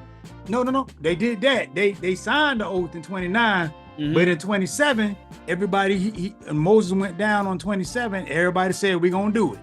If you go back and read Yeah. Okay, I got you. 27, everybody, he kept telling them, and they said, yeah, we're going to do it. Yes, in Exodus they said it. Yeah. Yep. And then he went in 29. He said, everybody here going to get the oath. Y'all going to take the oath. Everybody said, okay. And then y'all went and reneged. Yep. Yep. And the world in disarray. Yep. Exactly. They did the same thing whenever they sent Jesus the Christ to be crucified. They did the same thing. Let it be on us. We don't care. Yes. We don't care. They said they said that they was gonna take the punishment. Ain't no time after you've reneged. Ain't no time to be sitting up there complaining. Now you getting exactly what you wanted. Yes. But read on. Next verse. Verse 11. Not slothful in business. Business is work. Works is the word. That's a burden. Malachi 1:1. The burden of the Lord. All right. That's the works. That's the doctrine. That's your job. You supposed to be teaching. Don't be slothful teaching. That's what he's saying. Read. Yes. Fervent in spirit. You better act like you want to be here teaching this spiritual doctrine. Yes. That's what the Most High said. You better be happy I even allowed you to even teach it. But what y'all did. It'll make y'all happy. I'm so happy. I tell you, that's right. It might look scary and bold looking, but I tell you, man, I laugh all the time. I love the Most High. He could have you out there on them streets out of your mind. He out here teaching the word. He being blessed with wisdom, y'all. Y'all just don't understand it. Pick up that Bible and start learning what it means. It's gonna change your life. Yes. Big time. Serving the Lord. Serving that doctrine that he left us. That's right. We serving it up. Eat, mean, learn. Verse 12. Mm-hmm. Rejoicing in hope. Mm-hmm. Patient in tribulation. That's what I wanted right there. Patient. What's the tribulation? Tribulation is whenever you keep teaching carnal. You keep teaching carnal. And you saying, man, these people ain't understanding what I'm saying. I don't even understand what I'm saying. That's the tribulation. You going over and over and over, and like they say, the definition of insanity, doing the same thing, expecting a different result. Okay. Hey, shout out to Elder Contessa. Shouts out. Wink, wink, wink, wink. All praises to the Most High. Praise. Hey, that's my girl right there. Right. No, we had a discussion about this earlier. That's why. Patient in tribulation. That means you, when it started talking about wait on the Lord, waiting on your season, all of that stuff, they don't know what that means, right? But it actually means something. All right. You have to be patient. You have to be willing to take the time to go through that search engine, find out all them words and what they mean spiritually. That's patience, y'all. Tribulation is just going ahead and regurgitating, read and repeat, read and repeat, read and repeat. That's tribulation, y'all. Okay? It's a difference. We're explaining it to you. Read. Continuing instant in prayer. All right, so that's the thing. You got to be instant. Once you find out what you need to do, you get that 2 or 3, and you go on ahead and you start teaching it. Because tribulation is confusion when you putting a class together. That's what tribulation is. Them people standing up in there looking like fools. Think about all of the stuff that we've been bringing out all these many years. And then somebody like, we'll say Bishop Nathaniel. He's sitting up in there. Now he got a notebook. Now he done told you all them lies all the many years. And then he's sitting up in there and he looking out of his audience and he's saying to himself, how many of them know about 2 or 3? That's his tribulation. That's it. Now I'm gonna go up in here and I'm gonna teach this class again. And I know it don't mean what I say it means. So, but he would be confused because he's got too much pride to humble himself and find out what it really means. Right. So he'd rather get up in there and teach the people a lie. Yes. Go to Hebrews 6 and 12. We're trying to give you the understanding of what it means, the difference between slothful versus patience. Right there, we was talking about patience versus tribulation. They got a lot of different ways they say it, but they all mean the same thing. One's carnal, one's spiritual. It always breaks down one carnal, one spiritual. All right? The Most High said, don't eat, don't learn anything that dies of itself. Since he speaks spiritual, you need to learn the spiritual interpretation because God gonna be here. Yes. That pastor, what he talking about on that pulpit carnal, it gonna die on out. That's what he was explaining. Elder Uncle Stafford explaining. But that carnal mess is gonna die out. It's gonna die out. Yes, sir. Don't learn anything that dies of itself. God's words never die. So continue learning what he's saying. Oh, praise. Appreciate Hebrews 6 and 12. That ye be not slothful, but followers of them who through faith and patience inherit the promises. Y'all see that? So he's making a difference between the people who are slothful or carnal and the followers of them through faith and patience. Faith is Christ. All right? That's the doctrine of 2 or 3. That's how you inherit the promises. All right? It's talking about teaching. This is what it's talking about. It's talking about teaching. Next verse. We're going down to 15. Verse 13. For when God made promise to Abraham, because he could swear by no greater, he swear by himself. Okay, so the Most High made that promise to Abraham. All right? He swear by his own doctrine. Okay? That's what Abraham has to learn. He's got to learn what the Most High swear so that he can teach it to the people. Y'all see that? Yes, but sir. Abraham wasn't slothful. Next verse. Now I take that back. Abram was sloth. Abram had a carnal doctrine called Hagar. Hagar was the slothful doctrine. Yes. Y'all see that? And he Yes, had a doctrine of promise, which was Sarah. Y'all see that? It's telling you something if you understand what these little words mean. All right. But read on. Verse 14 saying, surely blessing, I will bless thee. I'm gonna bless you with wisdom if you learn my doctrine, Abraham. Read. And multiplying, I will multiply thee. I'm gonna multiply your wisdom and the wisdom of the people that's following you. All right. Last verse. It's talking about teaching. Verse 15. And so, after he had patiently endured, After he learned how to use 2 or 3, read. he obtained the promise. That is right there. Go to Proverbs 12 and 27. We're trying to show you there's a difference between slothful and patience. All right. You've been reading it through the Bible all your life. You just didn't know what it meant. But your old uncle gonna go on ahead and give you a little something to work with.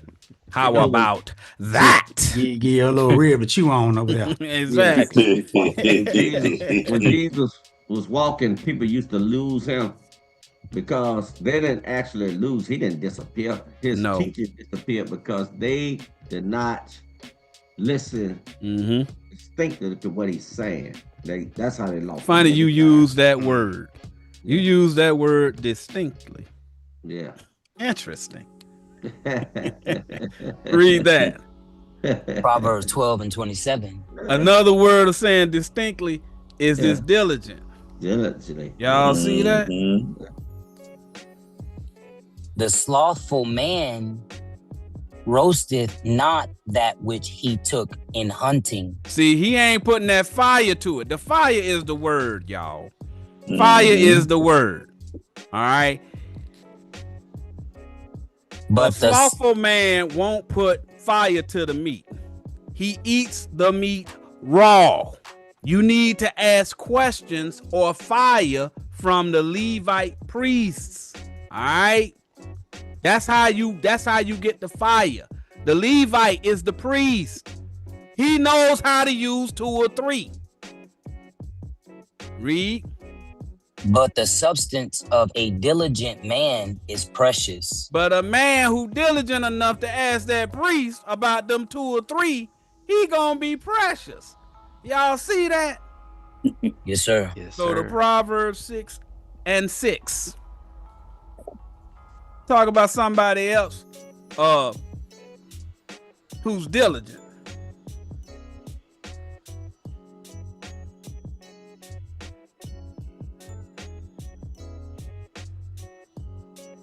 Proverbs chapter 6 and 6. Go to the ant. The ant. Where's that precept? What is it? Is it Proverbs 30 and 25? Yeah, go to Proverbs 30 and 25. So y'all know this ain't talking about that old 1950s movie, Them. We ain't talking about no magic ant and all that other stuff. He ain't talking about an actual ant, period. Yeah. All right. Similitudes, y'all. It's a similitude. All right. Whenever the Most High talking about animals in the Bible, he's actually talking about something else. Let's see if y'all can figure what he's talking about. Proverbs chapter 30 and 25. The ants are a people. Stop. Can y'all see how when the Most High using the word ant, he talking about people? Y'all see that? Yes, Go sir. to the next verse. Just so y'all know, a coney is a rabbit. All right. Verse 26. Mm-hmm. The conies are but a feeble folk. Can y'all see how the Most High, when he talking about animals in the Bible, he talking about people. So when he talking about swine, he ain't talking about pigs. He talking about them prophets that's teaching that trash, and you eating their flesh. He or their literally wisdom. said, "Don't cast your pearls before swine." Come How on, don't you not man. get that? Come on, y'all. Yes. All right, go back to where we was in Proverbs 6. So now y'all know he ain't talking about an actual ant. Yeah. All right. I don't think an ant can read this book. No. No. A lot of living people call themselves living can't even read it. Why would he write about an ant and they can't read it? Exactly. Right. Proverbs 6 and 6. Mhm. Go to the ant, thou sluggard. Now the ant can teach a sluggard or somebody that's slothful. That's what he's saying. You got to learn from a prophet. He calling that ant a prophet. Y'all see how this works? Read. So a sluggard is a prophet. It's a prophet who don't use 2 or 3. He reads the Bible literally. That's who the sluggard is. Right? Read. Consider her ways and be wise. Okay, he's telling you that ants has wise doctrine. That's what ways mean. My ways are not like your ways. My thoughts are not like your thought. Ways is thoughts. Y'all see that? Next verse. Angel, new teacher. That's the acronym for that. Angel, new teacher. Praise. Verse 7. Which having no guide. You ain't got no pastor. Read. Nor overseer. Yeah, somebody who in leadership. Read. Or ruler. Big time king, old potentate. You don't need all that. Next verse. That's also your Levite, because it tells you the Levite is not part of your doctrine. Right. And ants deal with crumbs. He pick up those crumbs. Yes. Read. Verse 8. Provideth her meat in the summer. The summer is the fire. All right, that's what it's associating with. Eat. All right, he don't eat his meat raw.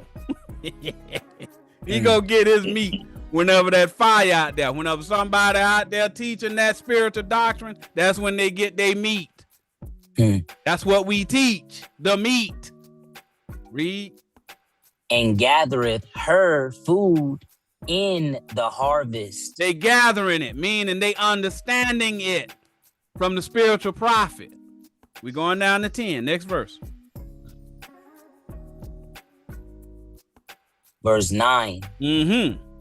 How long wilt thou sleep? How long you gonna be stupid teaching that carnal, literal doctrine? I'm tired. Read. O sluggard. Oh, lazy person. They Too lazy swinging at to it. go find them 2 or 3.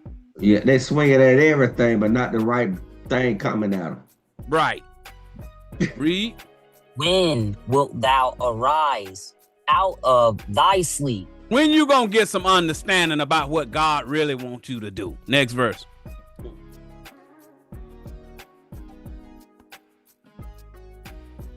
Verse 10. Yet a little sleep. I like being stupid.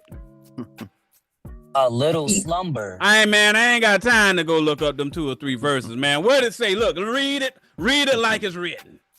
Read. A little folding of the hands. Now you done folded your hand now. You giving them half the doctrine. Read. To sleep. Yeah, sleep. You like that carnal. All right. So another word for patience is diligent. They mean the same thing. Oftentimes, diligent is used in associating with searching in the Bible. But it means 2 or 3. Searching using 2 or 3. Y'all see that? Go to Psalms 77 and 3. Patience, diligence, they mean the same thing. What was that word you used? Distinctly. Yeah, that's another way of saying it. They looked in the word distinctly. Psalm 77 and 3. We're going down to 6. I remembered God Mm-hmm. and was troubled. Mm-hmm. I complained, Mm-hmm. and my spirit was overwhelmed. Okay, Selah. so he ain't know how to read the Bible. That's what he telling you. I'm sitting up in here reading this thing. I don't understand nothing. I'm overwhelmed because I'm not getting any understanding. Next verse.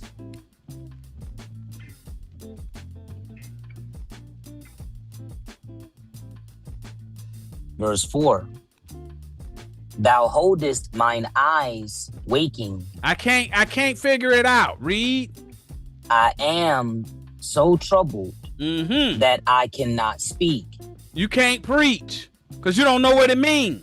Don't know what it means. Next verse. You confused. Verse 5. Mm-hmm. I have considered the days of old. Mm-hmm. You remember the old ancient interpretation. Read. The years of ancient times. Mm-hmm. Year mean doctrine. Read. That's the stuff that's been gone. Verse 6. Mm-hmm. I call to remember my song in the night. Okay, so now you done started remembering the old song.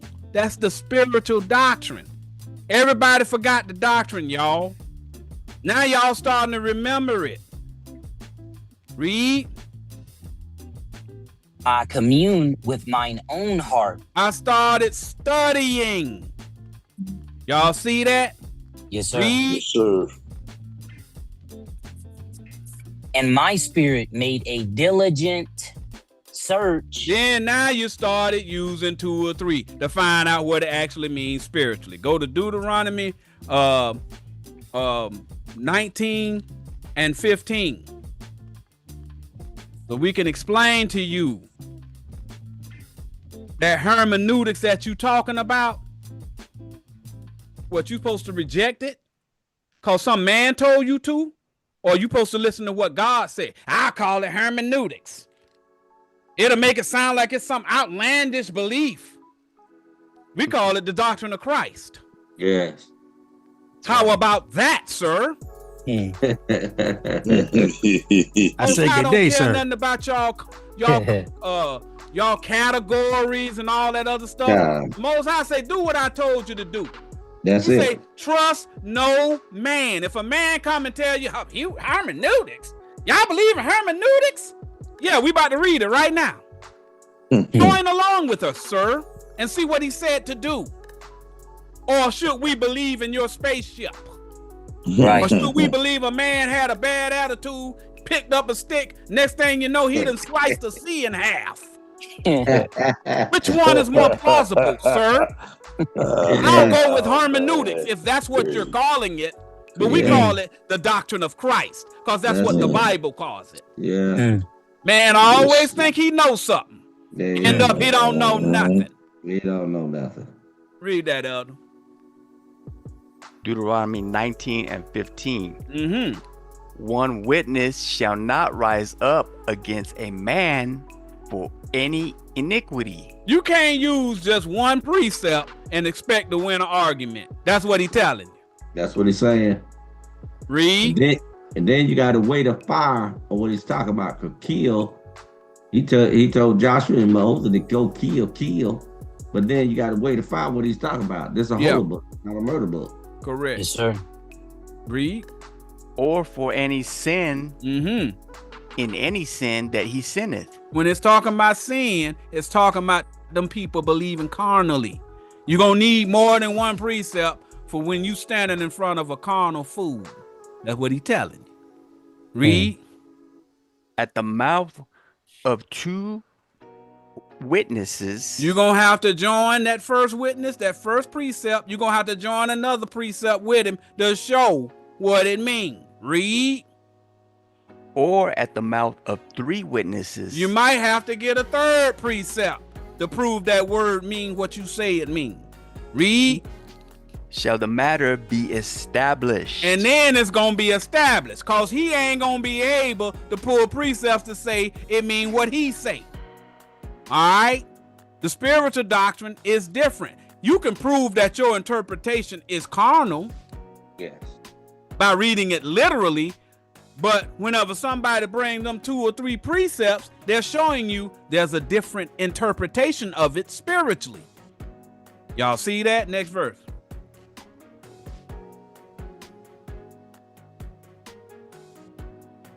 Verse 16. If a false witness rise up against any man to testify against him that which is wrong. So if you come up in there trying to tell somebody, oh, wait a minute, man, you was smoking, man, that's a sin.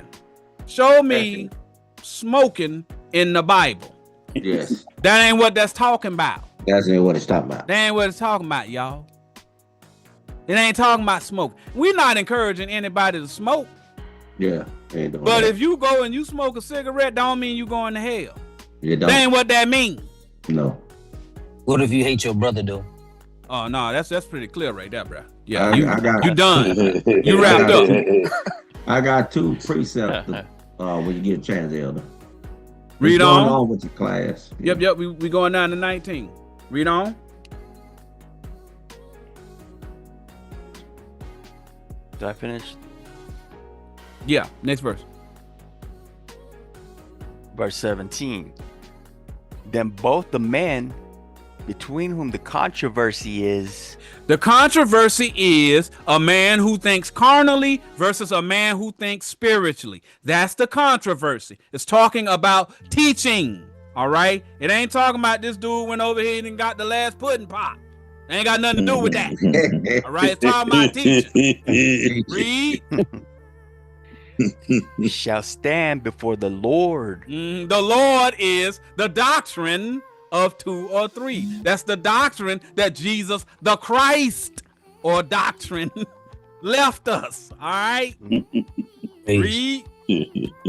Before the priests and the judges, which shall be in those days. The priests and the judges are the people who have the spiritual witnesses. All right. Those are the people who understand the spiritual doctrines. Those are the people in your day now. That's what we're providing to you. Y'all see how that works? Next verse. Yes, sir. Verse 18. And the judges shall make diligent inquisition. Y'all see how that works? That priest is patient. He ain't gonna come up and that somebody just say, well, you know, I'm reading it literally. It literally say it, man. He gonna say, no, bro, let me search to see whether or not that word has a spiritual understanding or a spiritual interpretation. That's what a diligent inquisition. Inquisition means search. All right. So he's gonna search the Bible to see if there's a spiritual interpretation for that word. Y'all see what's going on? That's the Yes, 2 sir. or 3 witnesses. Y'all see how this works? Come on, man. Read. And behold, if the witness be a false witness and had testified falsely against his brother. If that carnal dude coming up and that saying it mean this, that, and the third, and he ain't got no proof of false witness against his brother, what's supposed to happen? 19. Then shall ye do unto him as he had thought to have done unto his brother. He thought he was gonna correct his brother. You gonna correct him. Y'all see that? Yes. Yes, With sir. them 2 or 3. Y'all see that? Come on, man. Read. So shalt thou put the evil away from among you. That's how you remove carnal foolishness out of what the Most High said mean. All right? That's how you put away that evil. The evil, the sin, is the carnal interpretation. Go ahead, Elder. Go to Deuteronomy 32 and 33, because Moses has spoke about this. He wrote it 2 ways, y'all. Carnal and spiritual. Carnal, spiritual. Moses. Life and death. Same thing. Yeah. He put too much emphasis on the carnal, and that's what people left with. A lot of them left with that, confused. That's what made God mad. And that's what we put so much on the spiritual over here. Read that right there. Deuteronomy 32 and 33. Their wine is the Stop. poison. Now we know what wine is. The wine is what they getting drunk on. Okay. Some people get good wine and it's cheerful to them. These people right here getting drunk on a wicked doctrine. Malachi, where is that at? Well, y'all know what I'm saying. Read. Their wine is the poison of dragons. Drag on. They dragging along. That's a compound word. They dragging. They won't get 2 to 3 precepts to substantiate what God is saying. They're dragging. Slothful. They're slothful. This slothful. Y'all got that? This Yes, is sir. a spiritual Yes, sir. compound word. This is a breadcrumb. Read. And the cruel venom of asps. See that? Because they dragging on, they won't get 2 to 3 precepts. It's in Revelation 2. Go to Revelation 16:13. You're supposed to have 2, 3 precepts to back up what you're talking about and wait to find what God is saying. If you think of evil, you miss the interpretation. You might have been talking about 29 and 9, Pops. Isaiah, about them being drunken, but not with wine. That's it. Yes, with the right wine. Yeah, Yes, sir. yeah. Thank you, Elder. And it's Yes, in sir. it's another one I think, but y'all get the point. Revelation 16:13. They doing this in Revelation. We see this now. Remember, Elder Stephen said the animals are prophets. Yes. Mhm. They similitudes. Read that right there. Revelation 16:13. And I saw 3 unclean spirits like frogs. Stop. What's the characteristic of a frog? Croaking. Yep. Croaking. Yep. Just on the But why? altar. But Huh? why, sir? But why, sir? Don't have a full understanding. But he's on Right. the altar teaching. Read. Yes. And people asking them questions at the same time. Yep. Read.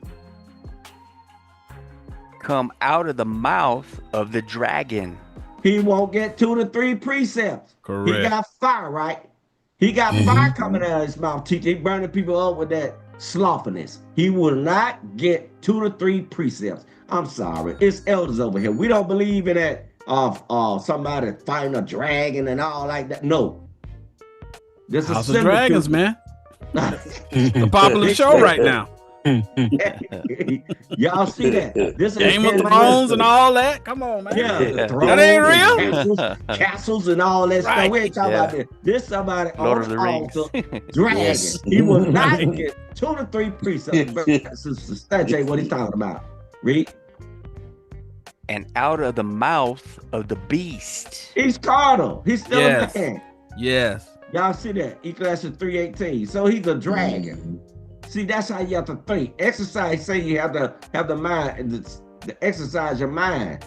I ain't writing about no doggone mystical book. Right. Mythical Talking about creatures. somebody on that altar Right. will not get 2 to 3 precepts to back up what he's talking about. And wait Yes. about. Read. And out of the mouth of the false prophet. I need 2 to 3 precepts, sir. Yes. Yes. And they better be holy precepts. They better be not teaching hate, sir. Correct. Right. This the God of love, not the God of the murder. Correct. That's right. Yeah. Good. Right back at you. Yeah. Go to Sirach 32:1. Stop being slothful. Yes. We trying to make y'all see what's the difference between Yes. patience and slothfulness. The Bible uses different ways. You just saw how Elder Samuel pulled that off right there to make y'all see it. It's saying stuff. That's why we say a lot of times you sinning and you don't even know you sinning simply because you don't know what it means. You just don't know what it means. Now he just broke that down, and most of y'all never saw it because you don't have the ability to understand how to read the parables. Read that, Elder. Ecclesiasticus 32:1. Mm-hmm. If thou be made the master of a feast, Y'all know what a feast is. That's somebody teaching.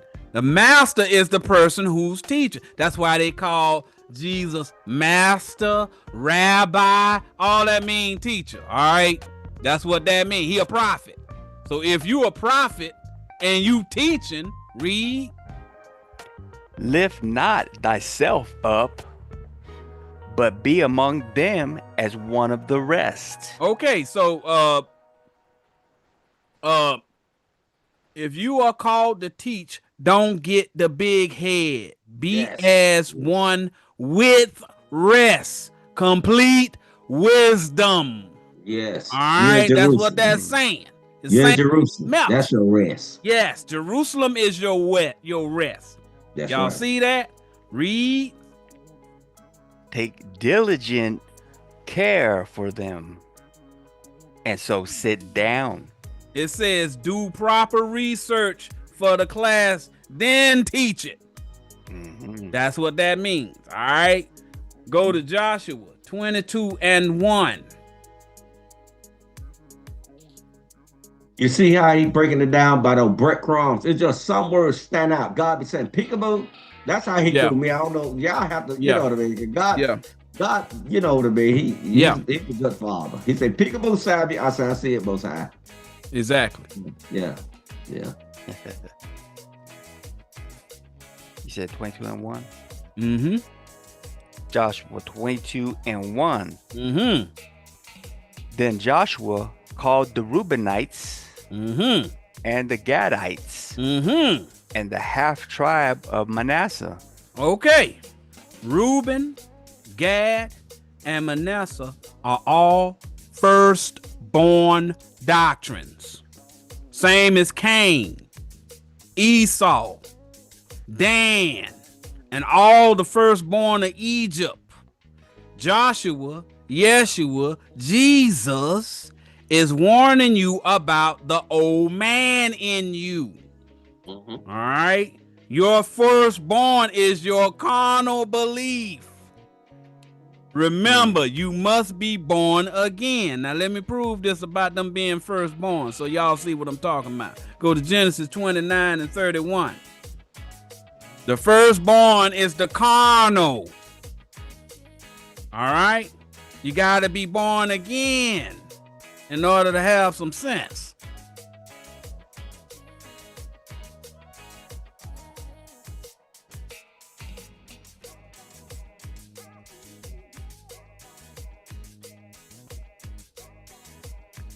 Genesis 29:31. Mm-hmm.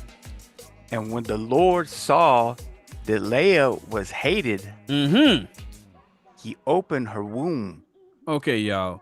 Leah is his doctrine, y'all.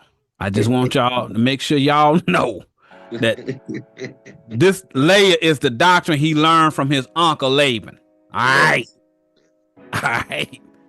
He opened up her womb. Womb means your mind. All right. Went deeper. That's your bowels, okay? Loins of the mind. All right. That's what a womb is. The belly. All right. The belly is the mind. Read. But Rachel was barren. So he hadn't thought up a new doctrine under that doctrine Rachel that he got from his uncle. Y'all see that? Mhm. Next verse. Verse 32. Mm-hmm. And Leah conceived and bare a son, and she called his name Reuben. That's the first son of Jacob. Y'all see that?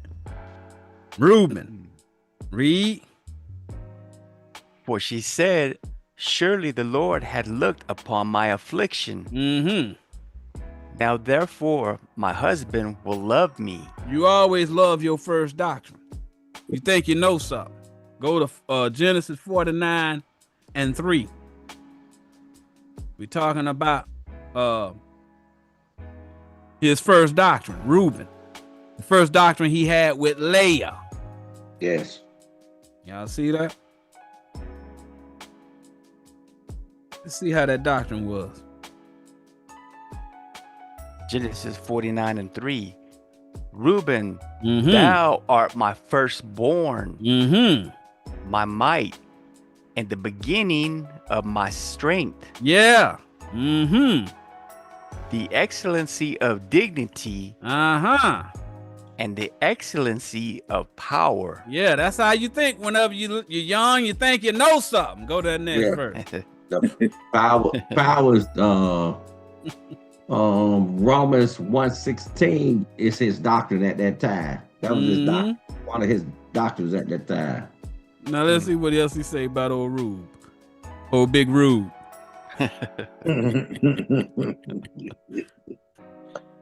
Verse 4. Mm-hmm. Unstable as water. Yeah.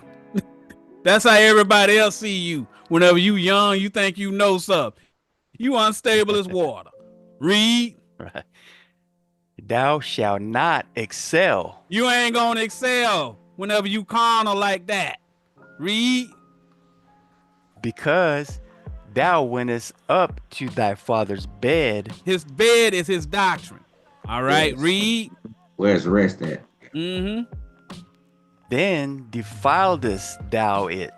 You defiled the man's reputation. Because everybody looking at you and say, man, you stupid. You Yeah, coming with the doctrine of Reuben? yeah. Yeah, when you first start off, you don't know nothing. You ain't got no experience. Y'all Nah. see what's going on? Read. Yeah.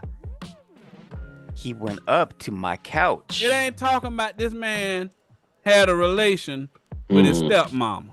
I know they teach that, y'all. Well, the man went and he slept with his stepmama. It ain't talking about that. You know? It ain't talking about that. Y'all got to get out of them churches, man. I'll never forget Nathaniel taught that. The man went and slept with the man's wife. He slept with his own daddy wife. Oh, Like, dude. And people believe that, but it's talking about something else. don't you know them boys carnally thinking them boys would have been mad at him? Come on, man. Come on now. Come on now. Go to Genesis 30:9. See what That's we talk. called that's what we call weighing the fire. Yes. Weigh your options with exactly what it's saying. Yeah. Yes. It's not literal. They teach the literal. They say the man literally went and seduced his stepmama. He didn't do that. Yeah. Come on, y'all. Come on, man. If the good residence in a nice big bed and the couch is a little bit uncomfortable, you know, Yeah. better than the ground, but it's not Yeah. quite the bed yet. Yeah. Temporary. Yeah. But that's how y'all are whenever y'all young. Y'all go and steal a doctrine quicker than a cat can lick his own rump. Yeah. Read that. Genesis 30:9. Mm-hmm. When Leah saw that she had left bearing, Mm-hmm. she took Zilpah, her maid, Mm-hmm. and gave her Jacob to wife. So he got another doctrine, another one of his wives. Y'all see that? Mhm. Next verse.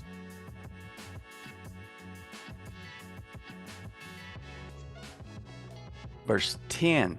Mm-hmm. And Zilpah, Leah's maid, bare Jacob a son. Uh-huh. So he went and he created a doctrine from the doctrine of Zilpah that he learned from his uncle Laban. This talking about teaching, y'all. Okay? Don't get into the as the world turn and search for the moral and all of the guiding light. This ain't got nothing to do with that. General Hospital, none of that. All right, next verse.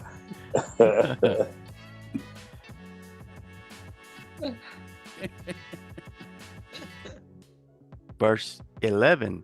Mhm. And Leah said, a troop cometh. Uh-huh. And she called his name Gad. That name of that doctrine was called Gad. That's the first son of Zilpah. Y'all see that?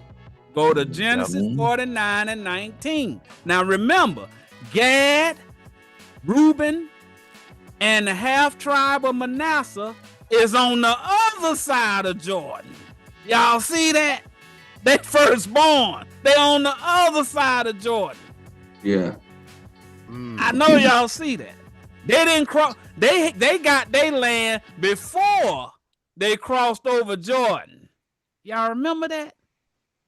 With Josh, do y'all remember that? Y'all know what I'm talking about? Whenever the children of Israel whenever they got through with them 40 years and the Most High started sending them and they started overtaking them doctrines, them people in that land. And Yes. they got Og or whatever. You know, all before they crossed the river Jordan, they went and Reuben, Gad, and the half tribe of Manasseh, they took their land before they crossed over the river Jordan. They all firstborn doctrines. Y'all see that? I see it. Yeah. So he's telling you your firstborn, your old man, before you cross over to the understanding. Yes. Before you cross the river Dan. Yes. Jan is a doctrine that make you fall backwards. Yes. That's what he's saying. Dan is a firstborn doctrine. Yes. He wicked too. Yeah, Dan is wicked. Very wicked. Yeah. It's a He parable. I hope some of things y'all to the seeing what I'm saying. Yeah. Yep. We read on. Verse Genesis 49 and 19. Mm-hmm. Gad, a troop shall overcome him. Okay. Gad is a carnal doctrine that was overcome by the wicked. They teach that doctrine today. Read. But he shall overcome at the last. We are overcoming those troops with 2 or 3. All right. Yes. We correcting the doctrine of Gad with 2 or 3. Gad is carnal. So they teach that carnal doctrine all day long.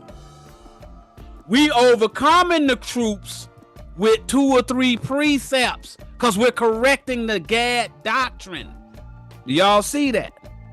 It's not talking about the Native Americans.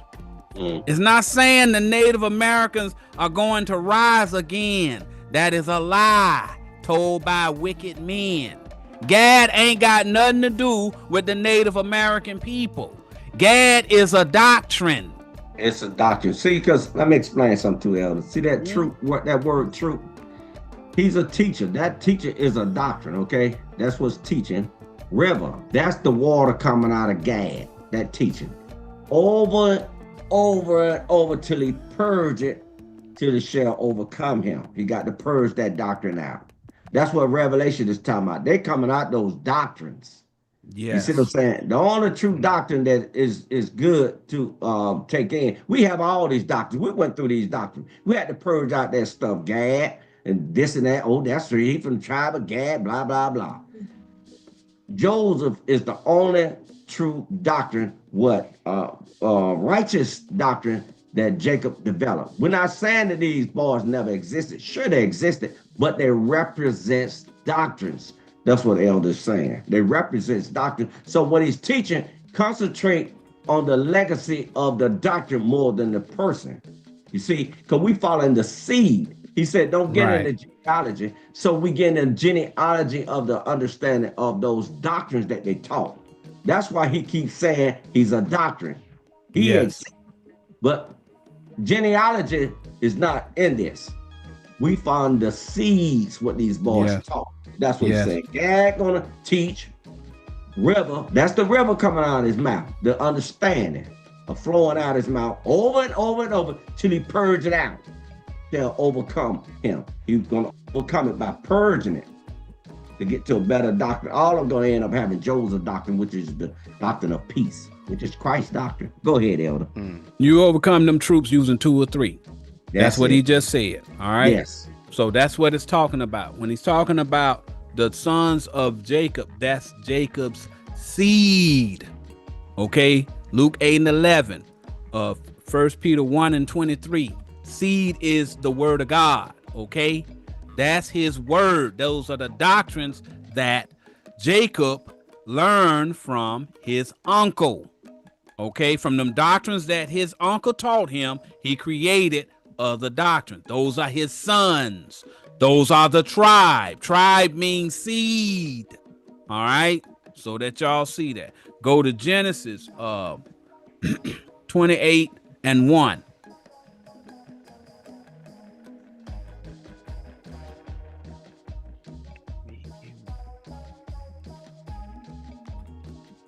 Shouts out to Elf Newsom.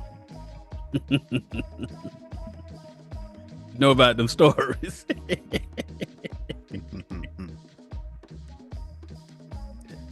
Elder Frank. Genesis 48:1. Oh, 48. My bad. You all right? 1,000 apologies. It's not enough. Go Spiritually, ahead anyway. it's just one. That's right. Genesis 48:1. Well, but let me break this down. Okay. This is talking about two little boys of Joseph. This is Joseph explaining two doctrines to his father. All right. It's not talking about two little boys. Joseph is explaining two doctrines to his father. All right. He says in this thing, he actually says Joseph showed him his seed. It's telling you Jacob prefers the doctrine of Ephraim to the doctrine of Manasseh. He gives his approval or his right hand to the second son, the second doctrine. Y'all see how it's consistent? The first doctrine is usually wicked. All right. He shows his right hand to the second son or doctrine over the firstborn doctrine. I know some of y'all think it means something else, but this is a similitude of you now. You had to make hard choices to leave the firstborn wisdom, whether it was Christianity or Islam or the Israelite doctrine. You chose the second son, which is the doctrine of Christ. So now let's go on ahead and read it so y'all can see what's going on. Genesis 48:1. Mm-hmm.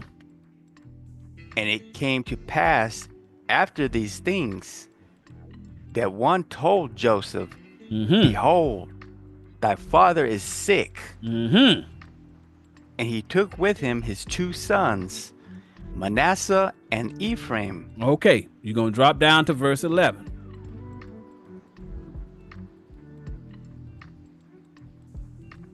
So it's talking about two doctrines. Joseph came up with two doctrines.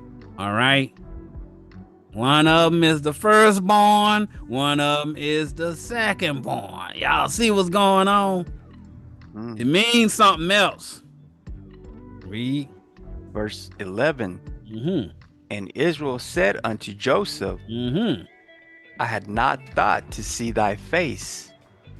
And lo, God has showed me also thy seed. So now he's letting you know Joseph is explaining his two doctrines to Israel. Y'all see that? Yes. Next verse. Going down to 14.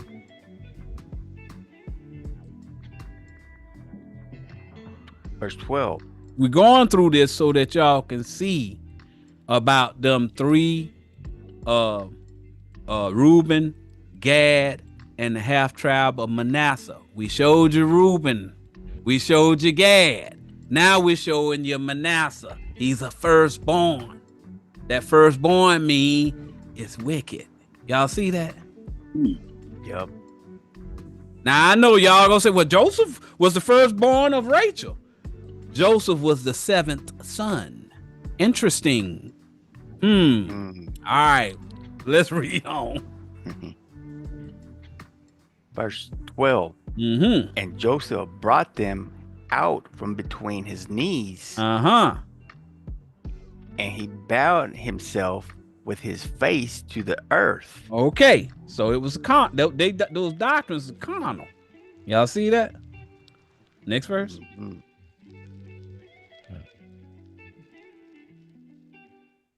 13. And Joseph took them both, Ephraim in his right hand, He was proud of the doctrine of Ephraim. toward Israel's left hand. But I take that back. He went and he took the Ephraim doctrine when he told Israel about Ephraim. He put Ephraim in Jacob or Israel's left hand to show this is not my prized doctrine. Y'all see that? He's making the distinction that he does not see as much value in the Ephraim doctrine as he does the Manasseh doctrine, because he's trying to get the blessing from Israel. So he puts the Ephraim doctrine close to Israel's left hand. Y'all see that? The right hand is the righteous hand. The left hand is the unrighteous hand. Yeah. He's trying to get the approval from Israel. Y'all see that? Mm-hmm. Okay, read. And Manasseh in his left hand. So the Most High letting you know that even though he thinks Manasseh is the top doctrine, it's in Joseph's left hand. Y'all see this? Mm-hmm. So he's saying Joseph's right-handed doctrine that he's putting in Israel's left hand is the righteous doctrine, and the doctrine in Joseph's left hand that he's trying to put in Israel's right hand is actually a wicked doctrine. Can y'all see that? Yep. All right, read.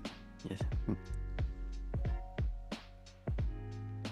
And Manasseh in his left hand toward Israel's right hand, and brought them near unto him. So he's about to present these doctrines to his father. All right. He wants the doctrine of Manasseh to be blessed because that's his firstborn. It's the first doctrine he came up with. And he's not as prideful of the doctrine of Ephraim. All right. Go to verse 14. What we're showing you is your first doctrine usually is wicked. Right. Verse 14. And Israel stretched out his right hand and laid it upon Ephraim's head. You see how Israel is letting you know he prefers that second doctrine that Joseph came up with. Y'all see that? Because he put his right hand on Ephraim. Y'all see that? Read. Yep. Who was the younger, and his left hand upon Manasseh's head, guiding his hands wittingly. For Manasseh was the firstborn. Manasseh's the firstborn. Y'all see that? So Israel can see that second doctrine that Joseph came up with is more righteous than the first doctrine. Drop down to 17.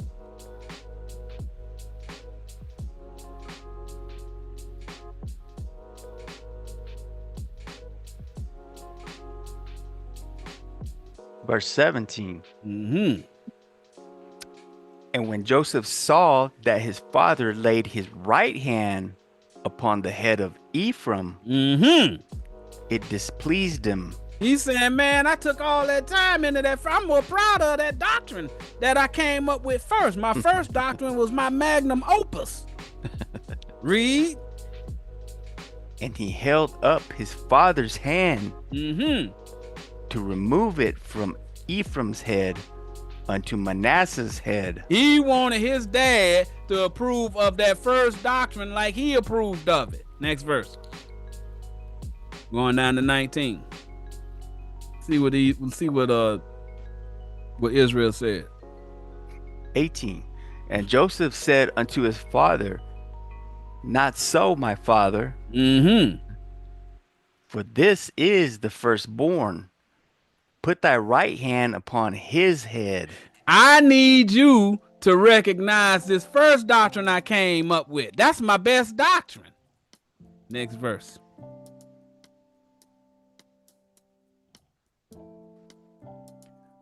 Verse 19. Mm-hmm. And his father refused and Mhm. said, Mm-hmm. I know it, my son. Mm-hmm. I know it. I know that's your first doctrine and all of that. Read. He also shall become a people, Mm-hmm. and he also shall be great. Uh-huh. But truly, his younger brother shall be greater than he. Your second doctrine is better than the first doctrine you came up with. Read. And his seed shall become a multitude of nations. And that seed is going to that doctrine going to spread. That's what he's saying. All right. So now y'all know that those three nations are firstborn nations. All right. They carnal. Go back to Joshua 22:1. Joshua 22:1. Mm-hmm. Then Joshua called the Reubenites, Mm-hmm. the Gadites, and the half tribe of Manasseh. Mm-hmm. So now you got the wisdom. So you know what we're talking about here. So let's find out about this diligence. Verse 2. And said unto them, Ye have kept all that Moses, the servant of the Lord, commanded you. Okay. He said you learned the Moses doctrine. Read. And have obeyed my voice and all that I commanded you. And it says, and the Jesus, Yeshua, Joshua doctrine 2. The Lord is 2 or 3. Y'all see that? Next Yep. verse.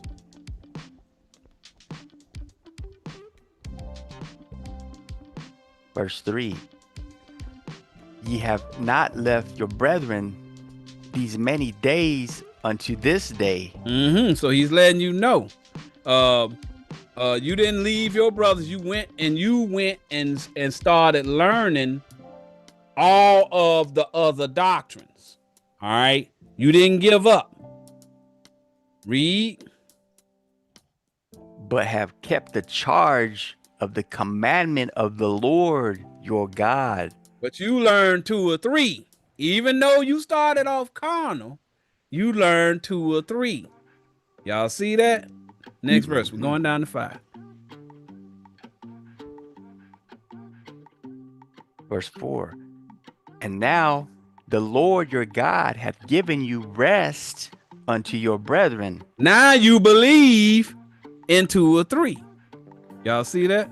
The doctrine of Christ. As he promised them. Mm-hmm. Therefore now return ye and get you unto your tents. Mm-hmm. And unto the land of your possession. Mm-hmm. Which Moses the servant of the Lord gave you on the other side Jordan. Now you can go to your carnal beliefs on the other side of Jordan and teach them to follow the Lord, not the carnal belief. Y'all see that? It's a parable, y'all. It's what's happening now. These people, they learn in the 2 or 3 doctrine, and then they going back and they're teaching it to the people on the other side of Jordan. Y'all see that? Yup. That's the charge that Moses gave them.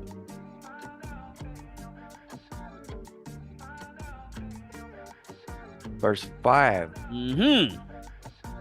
But take diligent heed to do the commandment and the law. Diligent heed, 2 or 3. A diligent search. All right. Read.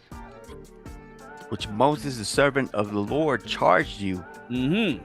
To love the Lord your God. Mm-hmm. And to walk in all his ways. And to keep his commandments. And to cleave unto him. And to serve him with all your heart and with all your soul. Okay, so now you see he keeps saying serving the Lord. Serve him. You see what I'm saying? So he's letting you know there's a difference between the Lord and Moses. Even Moses telling you, he charging you to follow the Lord, not him.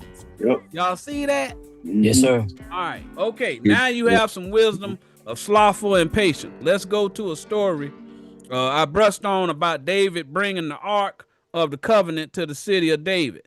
Many of you think the Ark of the Covenant is a piece of furniture, like you saw on Raiders of the Lost Ark or something. The Ark of the Covenant is not a buffet table or a shiffer robe. All that stuff is carnal.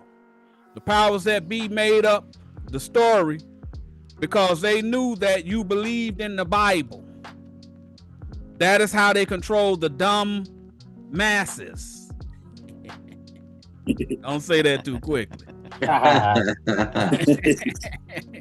But if you want to continue to believe in the lie, you are welcome to do so. We are here to dispel the lies you have been told. An ark is a ship. A ship is a man with a doctrine. We don't have time to go through it.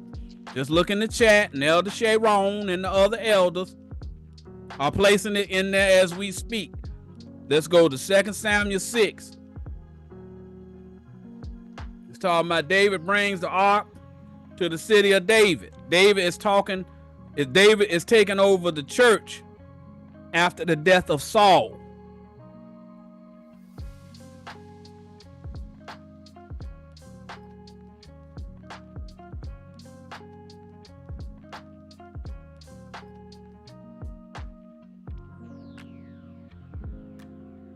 Verse 1. Yes. 2 Samuel chapter 6 verse 1. Again, David gathered together all the chosen men of Israel. 30,000. Okay, so it's saying, notice they are at the third level of wisdom. 3 means third day. All right. The Most High gave light or wisdom on the 4th day in Genesis 1. All right. Don't sweat the zeros. Next verse. So it's saying they carnal. Yes.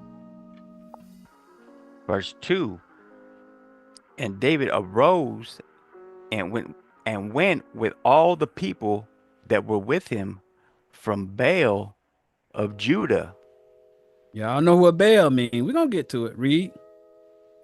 To bring up from thence the ark of God, whose name is called by the name of the Lord of hosts, that dwelleth between the cherubims. Okay, so it's saying David and the people still believe in Baal of Judah.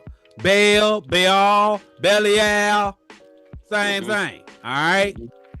Remember that Jesus sprang out of Judah. Baal is a carnal belief, but they were calling it the truth. Sounds similar? That's what they doing in them camps, y'all. Just talking about now. It's now. What's happening now? Yes. Just like the carnal camps of today say that they are the truth, but they are Baal. The Lord is in the midst between 2 or 3 precepts. All right. The angels, cherubims, are carnal and spiritual prophets. The doctrine is mixed. So that doctrine that David and them following, that they trying to bring up to the ark, bring the ark of the Lord to, is carnal. It's a mixed doctrine. That's why he calling it Baal Judah. It's the carnal doctrine of Judah. The Most High, we already showed you, the Most High said he don't want that carnal trash. So David is being slothful. Y'all see that? Yes, sir. All right, next verse.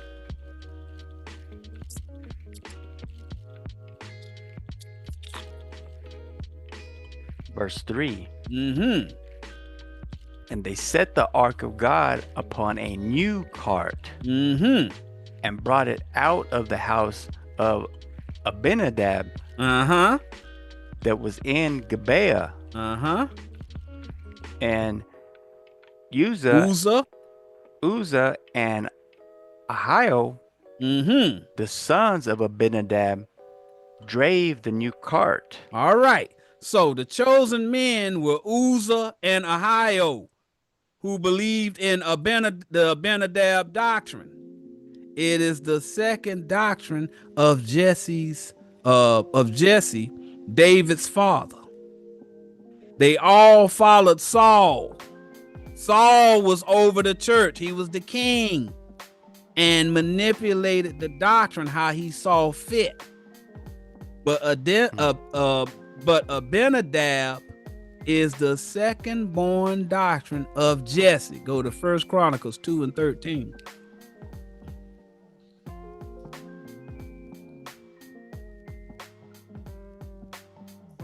I see that. You see that? Abinadab, yeah, he dabbing down, dotting stuff. That's how he jotting stuff down. I mean, with certain levels of understanding that he got at the time. He created another doctrine. Saul, he gonna start creating other doctrines. Yeah. He took the doctrine of Jesse and he started changing the doctrine. Yes. To fit him. Yes. Read that. 1 Chronicles 2 and 13. And Jesse begat his firstborn, Eliab, and Abinadab the second, and Shema the third. So that's the second born son of Jesse. Jesse is a righteous doctrine. All right. Jesse is he got, that's where David got his doctrine from.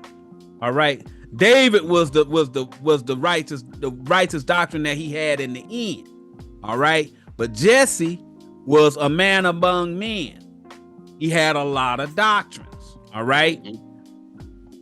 Go to 1 Samuel 17 and 13.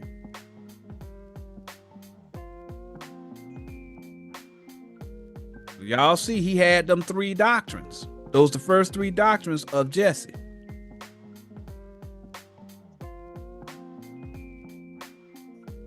See what happened to him.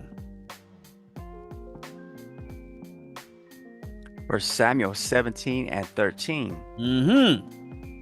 And the three eldest sons of Jesse went and followed Saul to the battle. And the names of his three sons that went to the battle were Eliab, the firstborn, and next unto him Abinadab, and the third Shema. So David's brothers are corrupted by the doctrine of Saul. Y'all see that? Saul corrupting them doctrines. All right, he the king. So that's like you go up in there, you tell him, man, you know, they talking with you and you tell them what something mean. And then they take what you got and then they add to it and make it wicked. That's what Saul was doing when he was running the church. That's what them camps doing now. Yes. All right. That's what it's talking about. Go to 1 Chronicles 10 and 2. The way I do things, I look at that and I concentrate not on the person again. I concentrate on the legacy of their what that person means. Yeah. Again, we don't follow genealogy. No. Carnal biology bloodline. We follow the doctrines that's been created out of the person teaching. Yes. That's their policy. See, and that's what we concentrate. That seed that Saul was teaching. Yes. That's what it's talking about. That's the seed. Don't concentrate on that per person, because Jesus gone. Yeah. But Christ is still here. That doctrine Yes. is still here. You see that? So we concentrate on the seed, what he was taught. Yeah, talking about. Yeah. Yeah. Yes, sir. Read that. 1 Chronicles 10 and 2. And the Philistines followed hard after Saul and after his sons. And the Philistines slew Jonathan. That's his firstborn. Saul's firstborn. This talking about a debate, y'all. Yes. Read on. And Abinadab and Malchishua, the sons of Saul. Y'all see that? So the Abinadab doctrine was defeated by the Philistines. That's what it's telling you. It's not saying those men actually died. It's a similitude or a prophecy. All right. Think of it like Jimmy Swaggart back in the day. Once they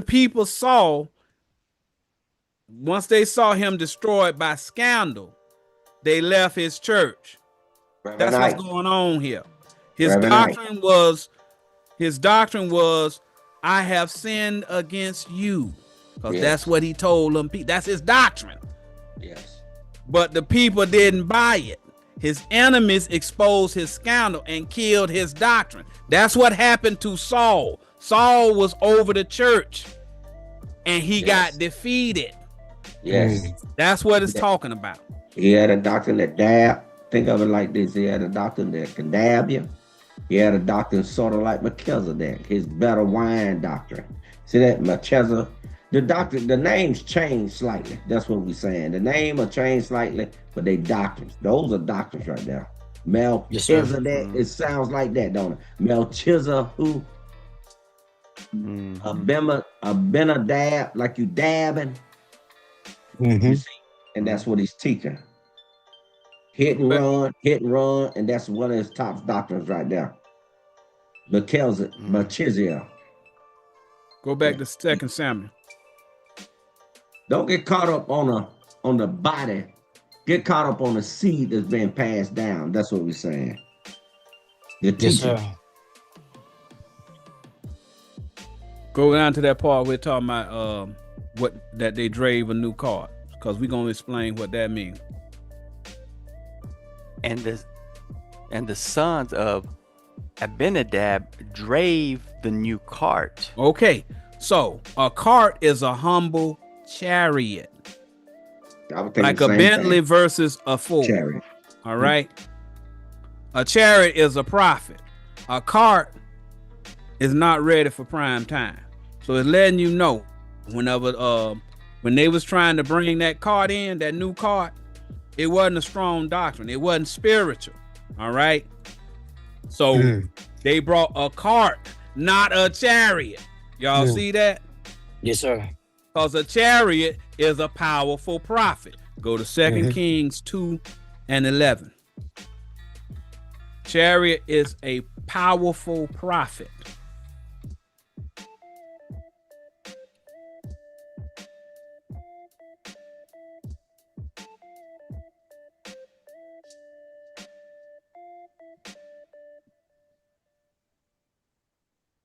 Second Kings 2:11.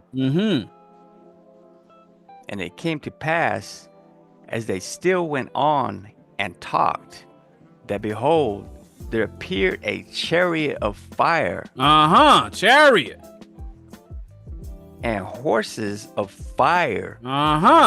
So we're going to find out what these chariots are. Read. And parted them asunder. And Elijah went up by a whirlwind into heaven. So y'all can see where it's saying that they parted asunder. It's Elijah and Elisha standing there. All right. Now, Elijah is a doctrine and Elisha is a doctrine.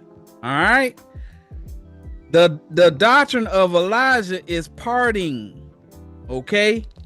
He's converting from the carnal Elijah to the spiritual Elisha. I hope y'all can see that. Next verse. Let's see what he called himself. Verse 12. And Elisha saw it, and he cried, my father, the chariot of Israel. What is Elijah?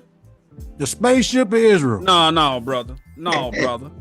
Elijah is a prophet. He's a prophet. It ain't talking about a spaceship, y'all. A prophet is a man. All right, y'all can listen to them people. All y'all, we proving it with precepts. Matter of fact, go to 2 Kings 13 and 14, so that y'all can see. A chariot ain't no spaceship, y'all. Yeah. Y'all can believe what you want, But the difference between me and the next guy is I'm proving it to you. Yeah, Psalm 76:6 is it tell you too. A chariot and a horse, they both prophets. See? Come on, man. Whereas chariot got wheels and ride on the ground, carnally. Yeah. Right. Hmm. 2 Kings 13 and 14. Mm-hmm. Now Elisha was fallen sick of his Elisha. sickness, Okay. whereof he died. Uh-huh. And Joash, the king of Israel, came down unto him and wept over his face. Uh-huh. And what did he say? And said, "Oh, my father, the chariot of Israel." Come on, man. Come Yeah. on now. He's a chariot. He's a Come prophet. on, man. He just called Elisha the chariot. Elisha called Elijah the chariot. Yeah. Come on, y'all. I know y'all see this. Let's go back to 2 Samuel. Hey, why don't you get that Genesis 41:43? Yeah, go ahead. Well, matter of fact, no. we almost out of time. And I ain't even got the first one done.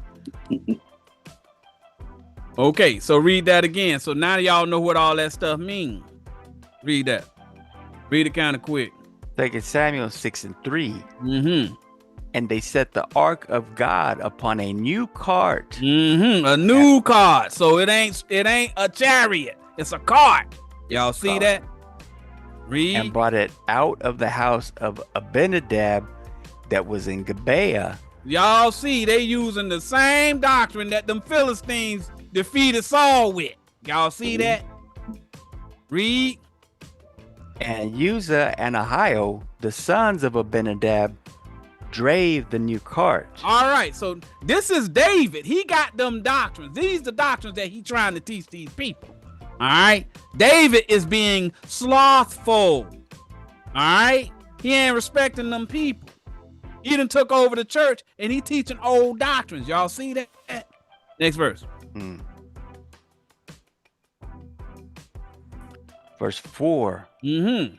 And they brought it out of the house of Abinadab, which was at Gibeah, accompanying the ark of God. And Ahio went before the ark.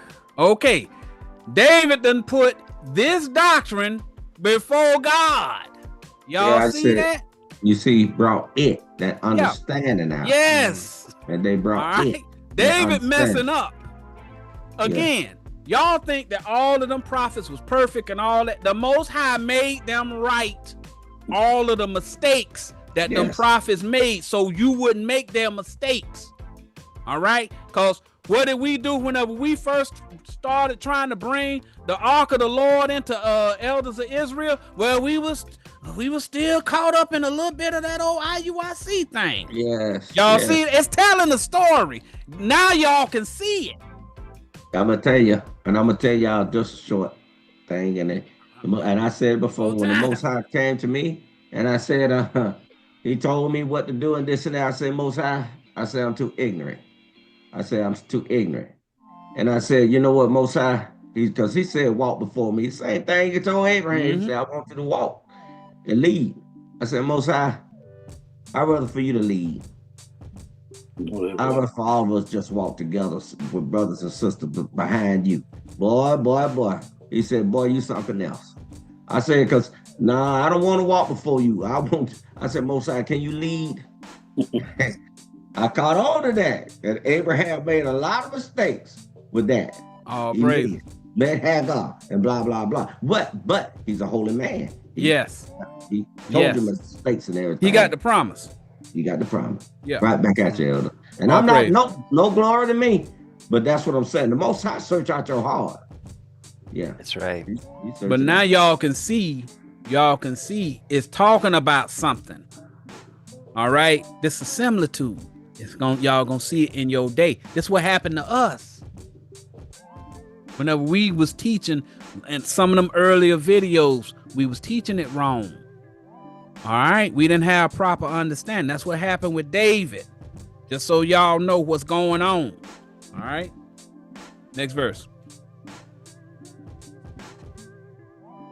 Verse 5. And David and all the house of Israel played before the Lord on all manner of instruments made of fir wood. So y'all heard what Elder Samuel just said. That's what he did. He was doing the best he can. In his mind, Lord, I'm just going to do the best I can, blah, blah, blah, blah, blah. But he didn't have the doctrine all the way right. Y'all see what's going on? His heart was in the right place, but he didn't have enough wisdom. He started building it over time. Most High started feeding him. Y'all see that? Read. Even on harps and on psalteries and on timbrels and on cornets and on cymbals. Okay. David did everything he could to honor the Most High in ignorance. Instruments are doctrine. Lift up your voice like a trumpet. Trumpet is an instrument. They are preaching to the people. Notice it's saying he is playing instrument, but it's not saying anything about 2 or 3. Remember, they are at the 3rd level of wisdom. Their wisdom is tainted with Baal of Judah. We still had that IUIC belief in us. I know y'all see that. Y'all see this? I'm telling you. The Bible had already wrote about it before it happened. Yes. Y'all just don't understand. And when Slowly you see it, purging like, out. oh my God, man. Yeah. I never knew that's what we was going through it. It was already written. That's why he say he the separating the how that thing go? The end from the beginning or whatever. Yeah. That's what he did. Yeah. Now you can see it because you got eyes that you can see. You can see the mysteries of the kingdom of heaven now. Y'all see that? Yeah. Next verse. It's a thing you put on sackcloth. You're going through different channels in your life. You put on sackcloth. You're uncomfortable with that doctrine. Then you clothe yourself with a better doctrine. Same thing happened to Jesus. Same thing. Then his garment his apparel became whiter than any man on earth. Carnal interpretation. You see that? Same. We went through the same thing. Yeah. Verse 6. And when they came to Nacon's threshing floor. A threshing floor is a church. It's a doctrine. All right. Read. Uzzah put forth his hand to the ark of God and took hold of it, for the oxen shook it. Okay, so now it's saying a situation where Uzzah added to the word with his hand, doctrine. So while David's putting this church together, he's adding stuff. All right. And the oxen are men. Shook means they rejected it. It's letting you know that the people didn't believe the doctrine David's men presented. So the doctrine that David was presenting was not believable at first. They gave him a bunch of precepts but didn't rightly divide them. That is what the Israelite camps do on the streets. They bombard the people with a lot of scriptures, but the people don't see the true wisdom of the Bible. All right. Again, when we first started, it was certain things we didn't know. All right. And certain of those things, it was hard to believe. But over time, we got the doctrine right. Y'all see what's going on? Next verse. If you want to know about men, about the beasts, oxen, and all that other stuff, we already showed you the ant and showed you about the conies. You know, Ecclesiastes 3:18 let you know that men are beasts. All right. Yes. Shake means to reject. That's in Acts 13:48 through 53 and Matthew 10:12 through 14. When talking about shake the dust off your feet. All right. When you say they go to their house and they don't want to hear you say, hey man, shake the dust off your feet. Say reject them. That's what he's telling you. That's what shake interpretation. When they teaching you that stuff, don't give into it. You have to get the understanding, purge it out, shake it right back off, and keep the spiritual with you. Shake means to reject it. Reject it. Purge out. Verse 7. And the anger of the Lord was kindled against Uzzah. Mm-hmm. And God smote him there for his error. Error. Read. Yes. And there he died by the ark of God. Okay, so it's letting you know that David, he started teaching a doctrine and the Most High didn't bless it. Y'all see what's going on? Yes, that's exactly what it said. Read that again from the top, Elder. And the anger of the Lord was kindled against Uzzah. See, stop. You say. Kindled against what you say. Go ahead. And God smote him there. I hope y'all got that, what I was saying.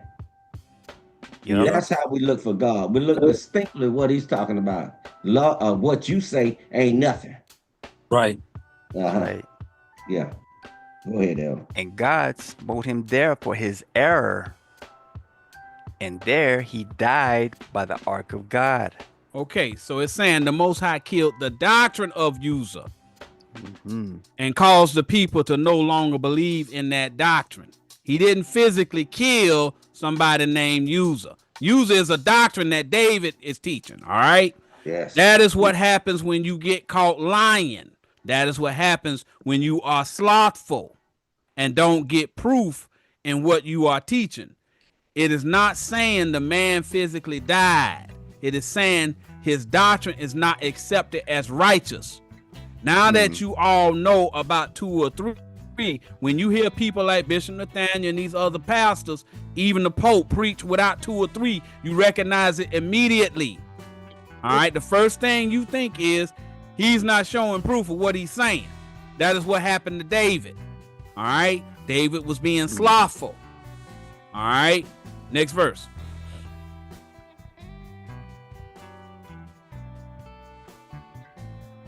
Verse 8. And David was displeased because the Lord had made a breach upon Uzzah. What you say. Yeah. Yeah. You said it right there. It's a doctrine. That's why the name changed slightly. But it said, whatever you say, man, God ain't thinking about that. He said, it's what I say. Right. So the word will change because it created a doctrine out of it. That's what it's saying. Mm-hmm. And he called the name of the place Perezua to this day. Okay, so David recognizes that the Uzzah doctrine is ineffective. David was slothful and in a hurry to take over the church. He phoned it in. That was the breach. The Most High didn't. Oh, go ahead, Ed. I'm sorry. The Most High didn't bless what was being taught, and David refused to teach it again. All right, that's what he's saying. All it's showing you is that he went and he recognized that Uzzah doctrine was not effective, so he stopped teaching it. He said, "I'm not going to teach this no more." And that place, that doctrine, Perez, what that sound like? Parasite. So when anybody follow that man teaching, it's going to become a disease, and people get infected with that. You see how it changed a little bit? So we know it's a parasite. We know it ain't what we say, but God put it in such a way. Christ say when he talk as many waters. I mean, he'll get all them doctrines and form one, all that understanding form one doctrine. That's the name of it right there. It ain't what Uzziah say. I mean, what you say is not, it's a parasite doctrine. That's basically what he's saying. But I don't want to, you know what I mean. That's another class. Go ahead. Yep. Go to the next verse. We close up on time. Verse 9. And David was afraid of the Lord that day. Okay, afraid don't mean he was scared. He was doubting. All right. That's what Peter did when he sank trying to walk on the water. Afraid means to doubt. Remember, Jesus told him, why were you afraid? Why did you doubt? Okay. David recognized he needs to improve the doctrine. That's why Elder Samuel said, just lead, Lord. Just go on ahead and lead. Y'all see what's going on? Yep. Yes, sir. Read on. And and said, how shall the ark of the Lord come to me? You see there? I need help. Lord, guide me. Y'all see what's going on? Yes, sir. Come on, man. Yeah. I know y'all see that. Yeah. Go to 2 Corinthians 13:5.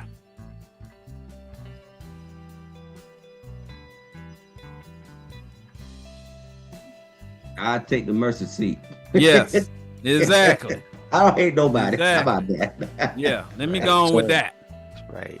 You. That's why we say you sin and you don't even know it. Mm.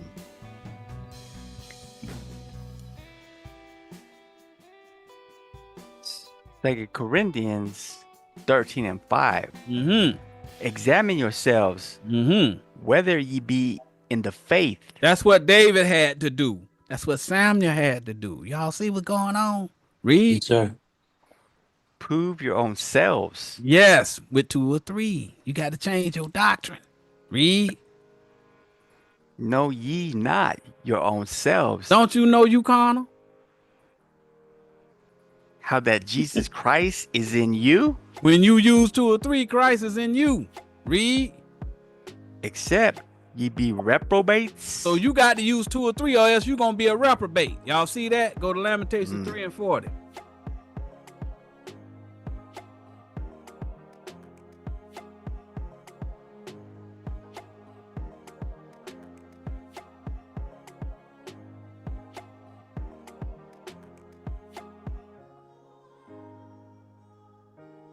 So this is what happens whenever you recognize your doctrine ain't working. You got to change.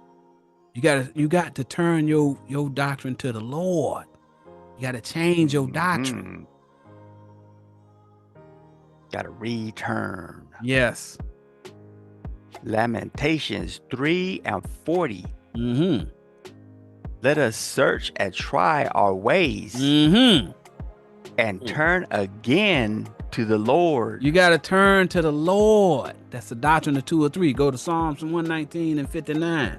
You got to turn back to 2 or 3. You can't go out there flapping with something old you learned from your other pastor. That's what David did. He using Saul doctrine, trying to take the Ark of the Covenant into the house of David.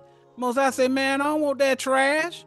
You ain't gonna be my Ark with Saul trash in you. That's what's going on. Y'all see that? Yes, sir. Psalms 119:59. Mm-hmm. I thought on my ways Your ways are carnal. Read. and turned my feet unto the testimony, unto Okay, he turned thy them to- testimonies. You turn them to the Most High's testimony. That's the 2 or 3. Y'all see that? Okay, we discussed how the ark went to Obed-Edom, which is the house of David was raised in the previous video. That means David started studying to improve his doctrine until the Lord, 2 or 3, blessed it. David added 2 or 3 to his doctrine. Now drop down to go to back to 2 Samuel 6, drop down to 13.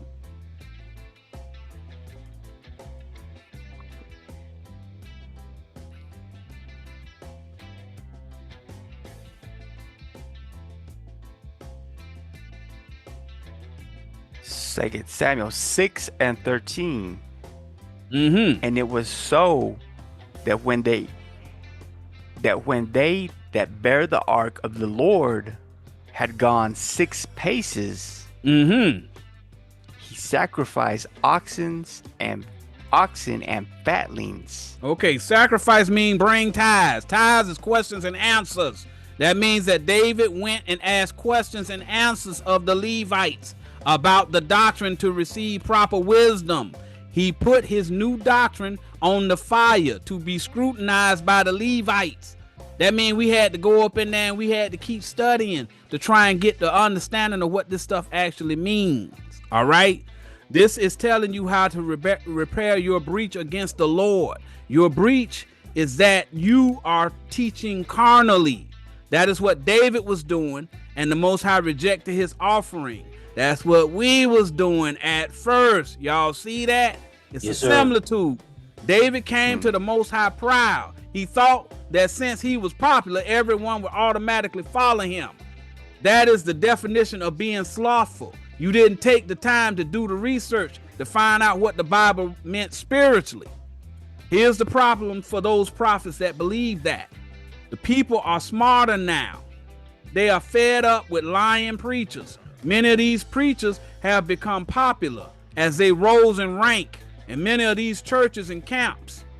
However, they will still find out that the old trash you taught at your old church is rejected by the people now. The oxen are shaking the cart now. We used to call it upsetting the apple cart. After he saw that the people weren't responding to his doctrine as he expected them to, David humbled himself. That's what Samuel did. Y'all see that? Yes, He sir. developed patience. He started learning about 2 or 3. Y'all see that? Yes, sir. He began to wait on the Lord and do a diligent search. He went to see the Levites. We're the Levites, and started learning how to use 2 or 3, sacrificing meat, wisdom on the altar.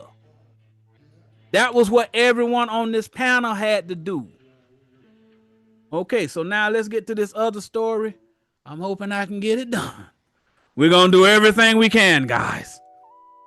All right, so let's take a look at another situation where refusing to tarry and use the doctrine of 2 or 3 causes you to err. In Matthew 26, Jesus is about to be arrested. He makes a prophecy that the shepherd will be smitten and the sheep of the flock will be scattered abroad. It is your job to gather the sheep again when his doctrine is risen in your minds. However, when you don't tarry, you end up being tricked. That is what happened to the prophets of your day. They didn't tarry with the doctrine and learn the proper usage and ended up allowing the doctrine to be crucified by the wicked.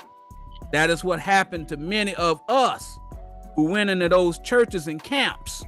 We were tricked and began to follow the doctrine of the pastor or camp leader and not the doctrine of Christ. So let's show you the law and how they broke it.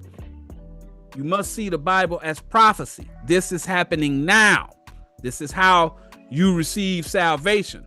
Don't allow your belief in the carnal Bible to prevent you from receiving true understanding of what the Most High wants you to know. So go to Exodus 23:1.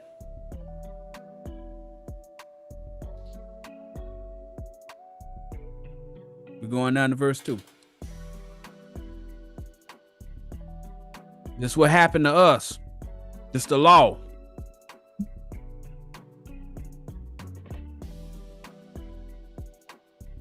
Exodus 23:1. Mm-hmm. Thou shalt not raise a false report. A false report is whenever you teach something carnally. That's what a false report is, all right? Read. Put not thine hand with the wicked to be an unrighteous witness. That's what David did.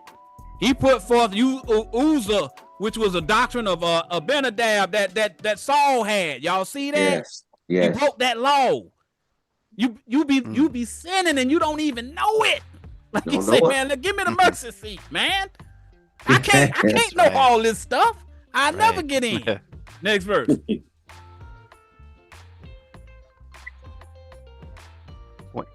Verse 2. Thou shalt not follow a multitude to do evil. Evil is carnal. Yes. We was following a multitude to do evil whenever we started following them people over at that Israelite camp.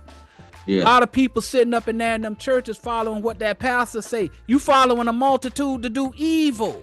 You kindle a fire in the wilderness. You kindle that fire. It's fire went burning out through the land, burned up many trees with that negative talking, teaching and stuff. Yeah.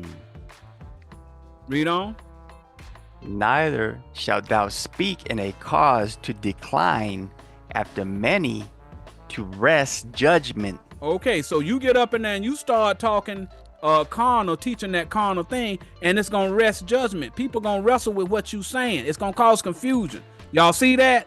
Don't follow a multitude to do evil means don't take someone's word that it means what they say it means. Use the doctrine of 2 or 3 to prove it. Go to Deuteronomy 1:17. We're gonna have to speed it up. Yes.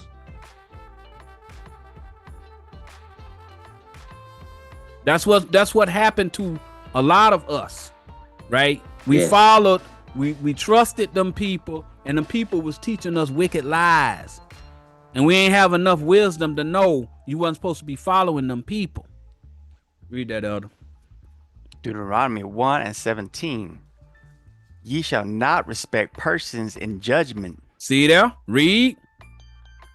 but ye shall hear the small as well as the great. Mm-hmm. Ye shall not be afraid of the face of man, Face mean doctrine. Read. Doctrine of man, beast. Yeah. for the judgment is God's, Mm-hmm. His doctrine is prevailing. Read. That's right. and the cause that is too hard for you, bring it unto me, and I will hear it. Y'all see that? The Most High says you can't respect what others tell you. You need to do research, that diligent search, and not teach unrighteously. That is what David did with Uzzah, and it got him in trouble with the Most High. Y'all see that? Yes. Yes. Okay, let's go to Mark 4:18. Yeah, like morsel of meat. More, Yeah. you got a little more meat than somebody else, and you go out there and sell it to them.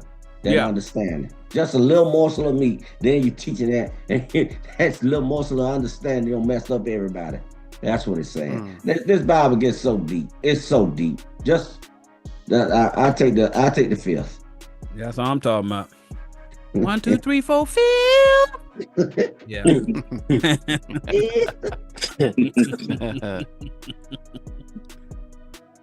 Mark 4:18. Mm-hmm. And these are they which are sown among thorns, Mm-hmm. such as hear the word. Thorns pierce you. The thorns are the incorrect doctrines you learn from the wicked or carnal preachers. It Stink of death. causes your doctrine not to be believed. All right.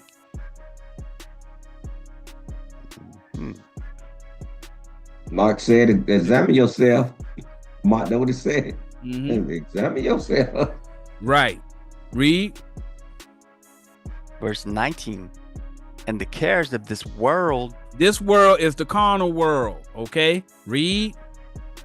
and the deceitfulness of riches Now you've been deceived into thinking that you're supposed to be a rich person by preaching the word of God.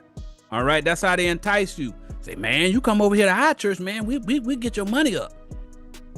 And y'all out there working for them men, and y'all working against the Most High. Read.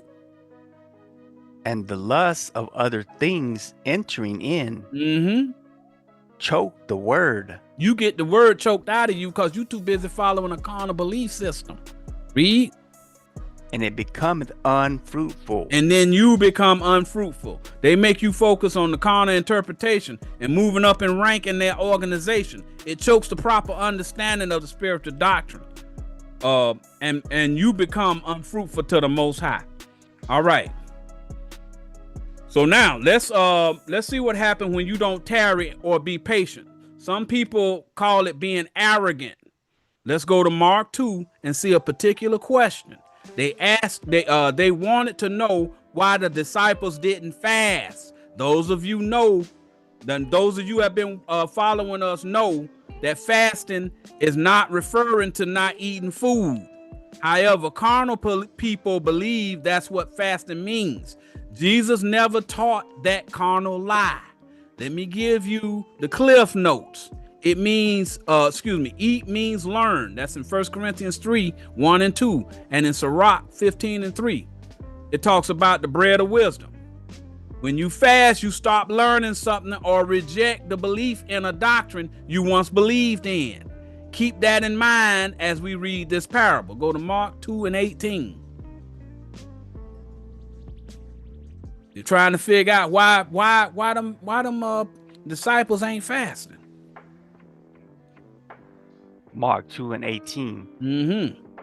And the disciples of John and of the Pharisees used to fast. Okay, read the carnal churches fast, right? And the Pharisees fast, meaning they don't eat. Read. And they come and say unto him, Mm-hmm. why do the disciples of John and of the Pharisees fast, but thy disciples fast not? They are asking Jesus why he doesn't teach his disciples to fast. Everyone knows that what fasting is in the Bible. Jesus immediately starts talking over their heads. They don't know what he's saying. This is why they gave him great respect. We about to see what he told them.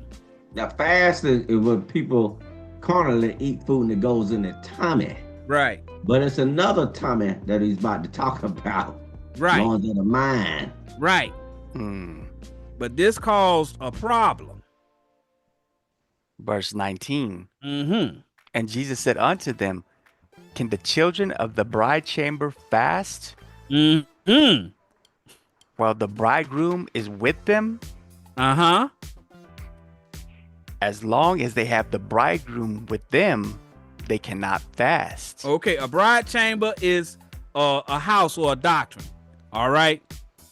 They don't need to fast because they're receiving the righteous doctrine of the Most High. That's what he teaching. That's what he said. All right, he the bridegroom. All He right. said, don't fast. You better get this food while I'm teaching it.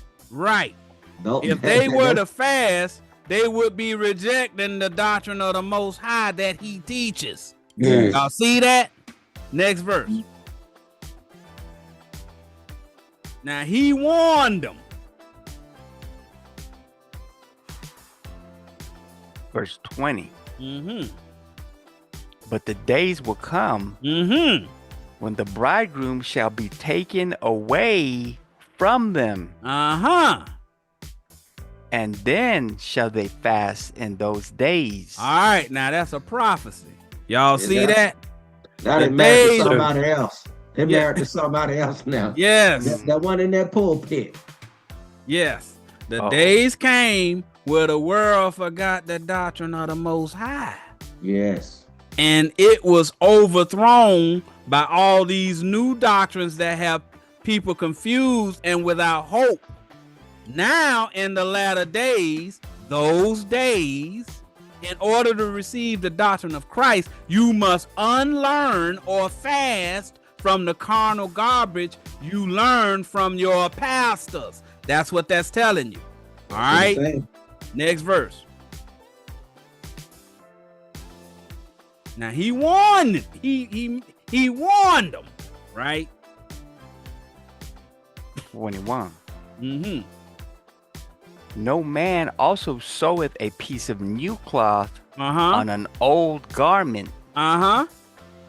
else the new piece that filled it up taketh away from the old, and the rent is made worse. Okay, you can't add a little spiritual to your carnal garment. You must start with a new and different doctrine or garment, or And you will confuse the people. You can't mix the doctrine. you can't mix it up. And he give you a second example of it with the bottles in the next verse. So those chickens came home to roost in Matthew 26.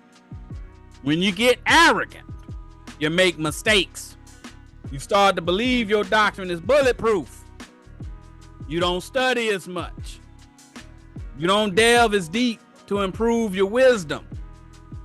EOI will be there if you need to review what something means. Hint, hint. We are the bridegroom. Then when all hell breaks loose, you will find yourself helpless. We will talk this through for time's sake. The time is now. This is happening now. Remember what we discussed at the beginning of the class. Armageddon is going on. And y'all always had the bridegroom, so what's the worry about? I mean, On Sunday at 3 o'clock, I'll be sitting there watching Elders of Israel. Let's see what happened. Go to Matthew 26 and 36.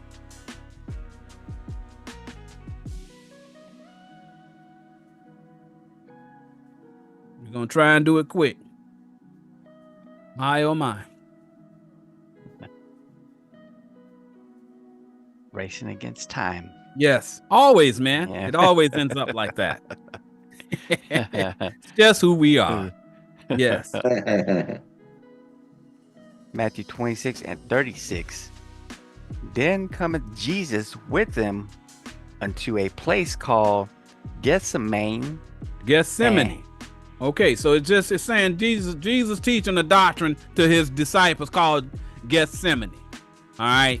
Y'all can't look at this thing carnally, because y'all think, they in a place, this a city by the name of Gethsemane. That's where they was. Now we can go ahead and put that on the map, so everybody, whenever they come over here for a tour, well, this is Gethsemane, where Jesus went before he died. And you can pay a premium price to go over there to Gethsemane. And all that stuff ain't nothing but false and something that they making some money off of. Ain't got nothing to do with the Bible. All right? That's how they trick you. All right? You got to know what it means. It means something else. He teaching the doctrine of Gethsemane. Read. And saith unto the disciples, sit ye here while I go and pray yonder.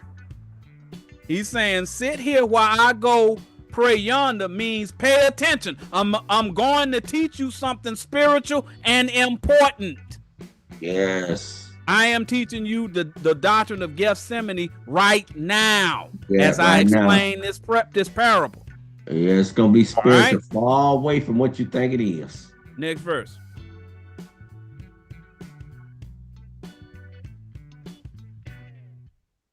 "37. Mm-hmm. And he took with him Peter and the two sons of Zebedee, and began to be sorrowful and very heavy." He starts to teach a heavy lesson that he knows they will need to carry on the doctrine.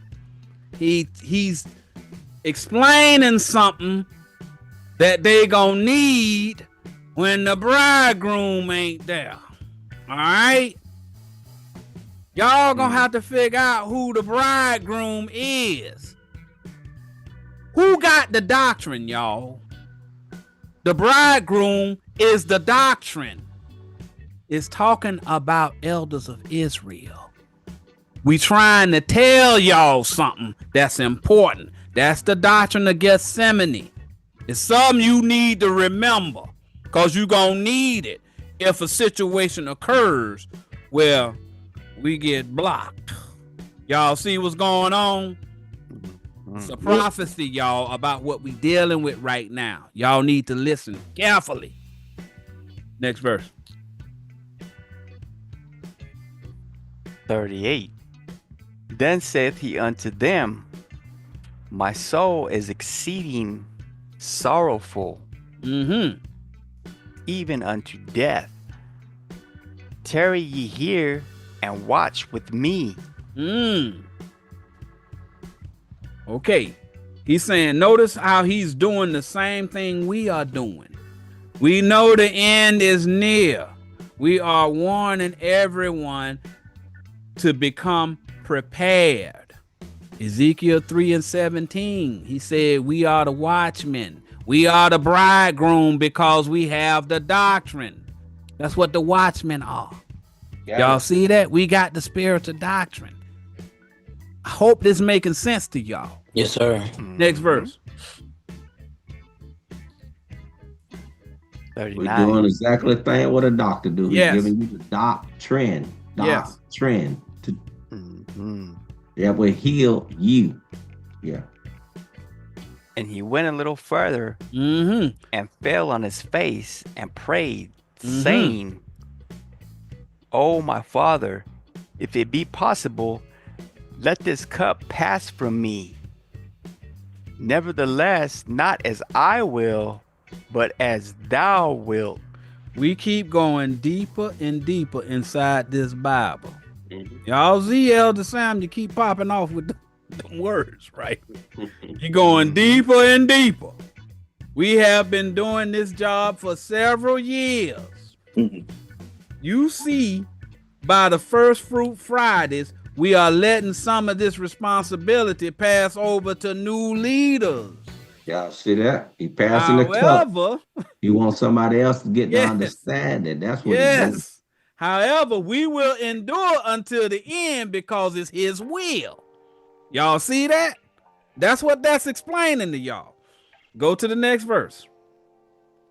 We just talking it through because we up on time. 40. And he cometh unto the disciples and findeth them asleep, Uh-oh. and saith unto Peter, What? Could ye not watch with me 1 hour? He recognizes that many of you are not taking what we are teaching seriously. Remember I said about how you get arrogant. Well, we gonna always have the bridegroom. Why we got to fast? The bridegroom gonna always be here. Asleep doesn't mean they are physically sleeping. You can't see what is about to happen and think things will continue as they always have. All right? You got to take stuff seriously.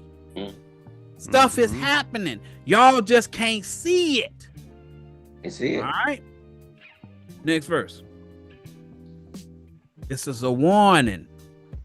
Jesus warned the disciples. We're warning you. 41. Watch and pray that ye enter not into temptation. The spirit indeed is willing, but the flesh is weak. He said, take this serious, or you Yes. will be slothful and forget what we taught you. That will cause you to make errors. The Yes. doctrine is available to you, but many of you have weak understanding. Because Yes. y'all will get up in there and y'all will start learning something, and then the next thing you know, you slide in that carnal foolishness you learned over there at your church. Now you done made an error. Y'all see that? Next You verse. know, it say a woman is wisdom, right? And it's Yeah. another parable breaking down. A person that got a young wife, that's a young wisdom. Young wisdom. We're going to the spiritual side.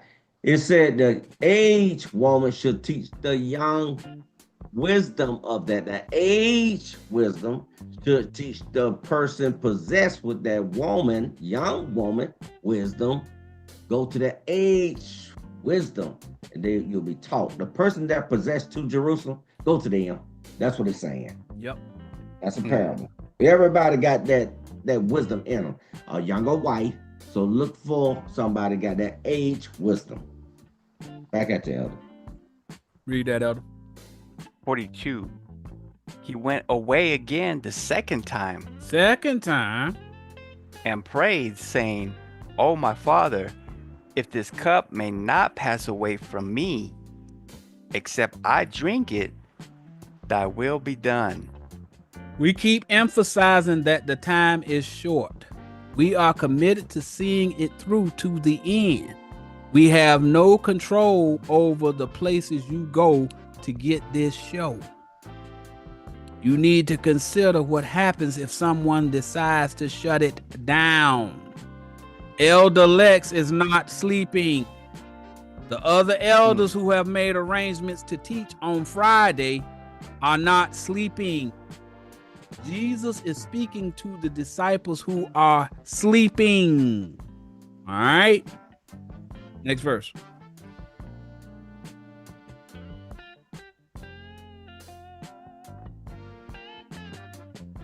"43. And he came and found them asleep again, for their eyes were heavy. He found you asleep again. Slothfulness and procrastination are harmful. Y'all got to get practice in. And you're saying it because your eyes is heavy Yes. and understand it. Yes. But you won't teach. Yes. Yeah. It's harmful that y'all not doing what y'all's required to do. Next verse.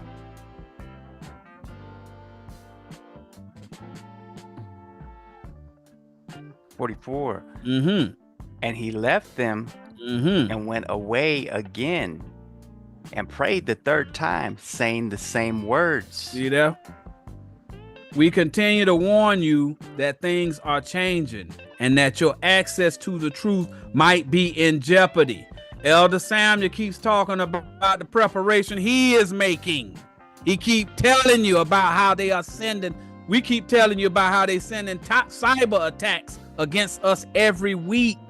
All the time. Today, Mm. yep. Today, they shut down our internet at 3 o'clock. What's the chances that happens like 2 times in the same month? At 3 o'clock. 3 times. 3 times. Yes. Gray boxes and viruses all of a sudden on my computer. Come on, man. It's- Today, I'm advising you all to start downloading the classes on our library. What we teach is powerful, and there are people that might want us to stop teaching it. They shut down keeping up with the commandments. I say that again. Mhm. They've shut it down. All right? Come on, man. We trying to tell you, but being well, they don't have to fast as long as the bridegroom with us. All of a sudden, them disciples got arrogant. Yes. We don't always, well, man, hey, look, bro, we got Jesus with us, bro. Yeah. I mean, Okay. our master up in here, he's slaying all y'all doctrines, man. Oh, okay. Okay. Mhm. Arrogant. Yes. They got arrogant. They didn't listen to what he was saying. He was teaching them Gethsemane. Y'all got to understand, bro. So, what we teach is powerful, and there are people that might want us to stop teaching it. It is in the Most High's hand, not as we will, but as He will. Y'all see that? Next verse. It's an old saying, keep your hands out of my pocket. A lot of people might have been affected by what we teach because it's Yes. going to be taught freely. That's what he's saying. Yes. They get paid. A lot of folks get paid. Yeah. They don't want nobody interfering with that paycheck. Yeah, that's what we're saying. Money is the root of all evil. 45. Then cometh he to his disciples and saith unto them, Listen close. Sleep on now Mm-hmm. and take your rest. Mm-hmm. Behold, the hour is at hand, Mm-hmm. and the Son of Man is betrayed into the hands of sinners. Y'all seeing it happen now. Elder Yohanan took the better part of the first hour explaining it to y'all. All right? The doctrine being betrayed. They want this thing done with. We are telling you that we no longer have power over what happens next. A narrative may be in the works to call people not to believe us anymore. They might say that we're criminals or try to make disparaging remarks about us or our families. They will betray the doctrine because their primary objective is to take control over the doctrine. What better way than to discredit the teachers of the doctrine? Y'all see what's going on? This thing planned out. What did they do to Christ? What did they do to Jesus? Didn't they try to discredit? Yeah. Yeah. They said they tried to catch him up in his words. Right. That's how they say it. Yeah. When they brought him before the powers that be, and they Mhm. sat there and tried to discredit him. Yep. False witnesses. Says a wine bibber. He didn't know what he was talking Yeah. about. Wine bibber is doctrine. You believe in hermeneutics? You Right. guys believe in hermeneutics? That's how they discredit you.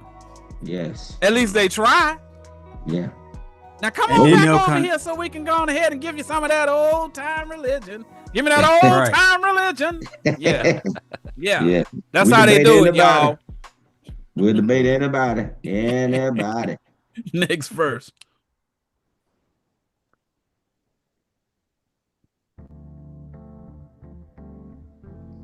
"46. Mm-hmm. Rise, let us be going. Mm-hmm. Behold, he is at hand that doth betray me." Y'all see that? Get your time in and become comfortable teaching, because the doctrine still needs to go forth, even if it's not our channel teaching it. This is what happened in the Bible, and this is what is happening now. The disciples thought Jesus would be with them always. Next thing you know, he was gone. They took down the doctrine and it rose again. How did it arise again? Let's go to Acts 2. What you see happening is who will carry the torch. The leaders of Israel are cutting their teeth on Friday nights. We teach for our replacements. That's it. The disciples started remembering the classes Jesus taught. They started communicating with each other to get better understanding of what they were taught. We did a class on resurrection where we explained that there was not a Superman Jesus that came back and visited the disciples. Go in the library and get more wisdom. I can't tell you all about it now. We up on time. Those scriptures are telling a story of the disciples coming together to remember what they were taught by Jesus. Thomas was doubting all the stuff he learned until they explained the wounds. Y'all see that? How they pierced his hands, doctrine, and his feet, doctrine, and his side, doctrine. Yes. Trust me, if some spirit shows up at my door saying, "My son, I am here to commune with you," you will probably see me on the news being escorted to Millersville, Georgia. That's where the insane asylum is here in Georgia, y'all. Right. That's the big one. This is Elders of Israel. This is not Ghostbusters. Right. All right. So let's go to Acts 2:1. See when they figured it out. Jesus said, "I dwell in you." So what? I'm telling you. Oh, Man, you come up in here, you got a bunch of doggone ghosts up here at my front door. Bruh, it's gonna be a problem. I'm just telling you. I say, man, what happened to Elder Stephen? Man, I ain't heard from him. They say he was over there. Man, I went stark raving mad. Telling you. Read that, Elder.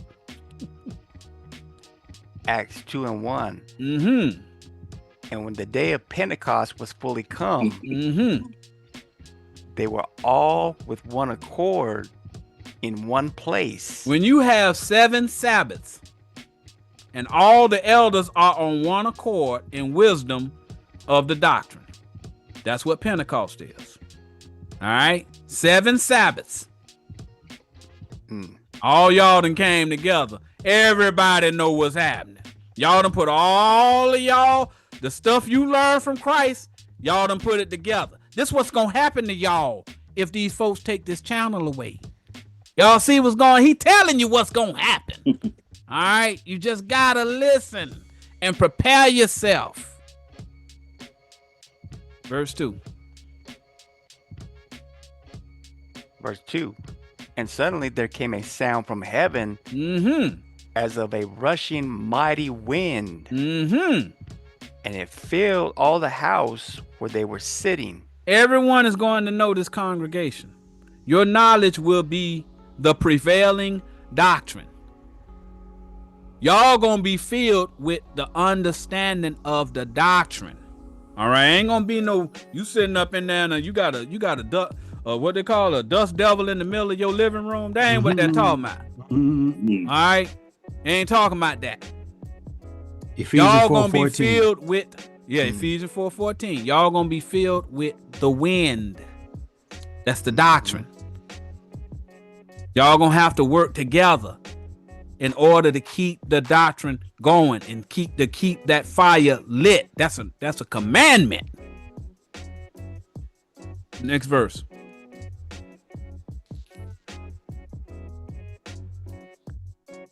Verse 3.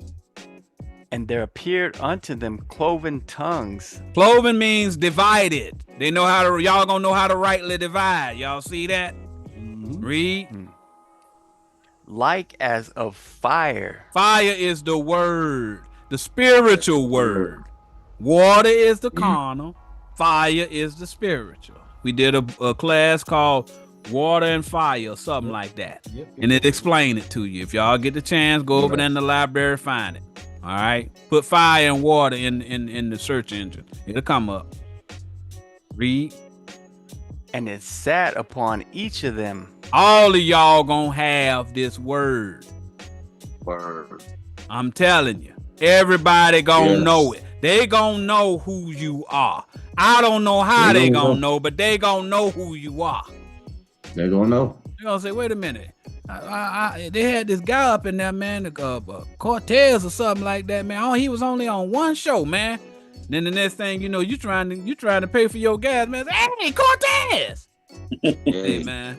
That's how these people gonna be wanting that salvation, bro. Like y'all gonna start your own channels, all kind of stuff. He asked Pontius Pilate, asked Christ, am I a Jew? I understand what you're talking about, brother. Am I a Jew? You a Jew too, inwardly. Yeah, if you believe this doctrine, yeah. Next verse. This how y'all gonna correct it. Once y'all get rid of that arrogance. Man, I got spiritual discipleship, man. I'm EOI, baby, EOI. I was like, hey, man, what happened to EOI, man? I can't find the videos no more. Huh? we told you. Download them videos. Download them.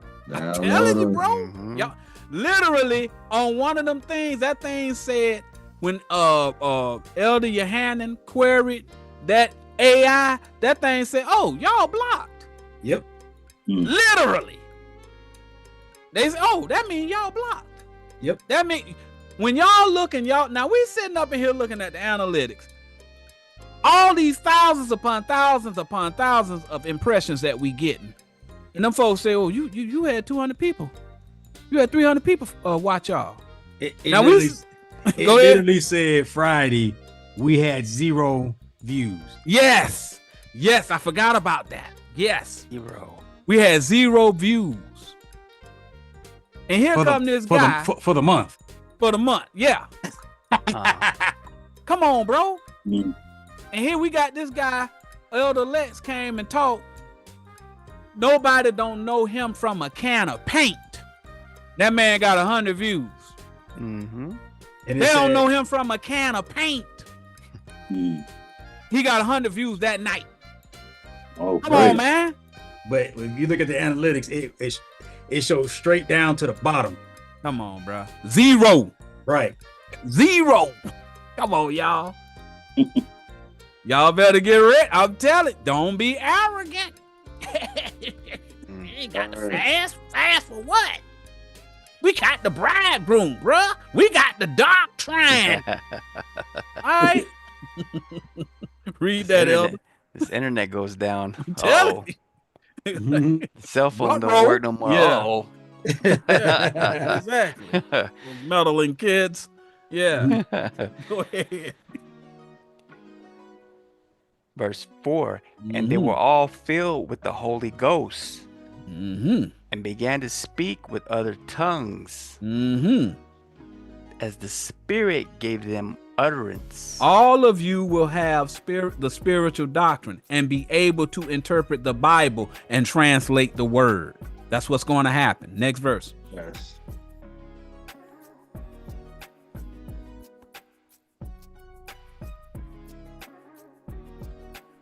Verse 5. And there were dwelling at Jerusalem Jews, devout men out of every nation under heaven.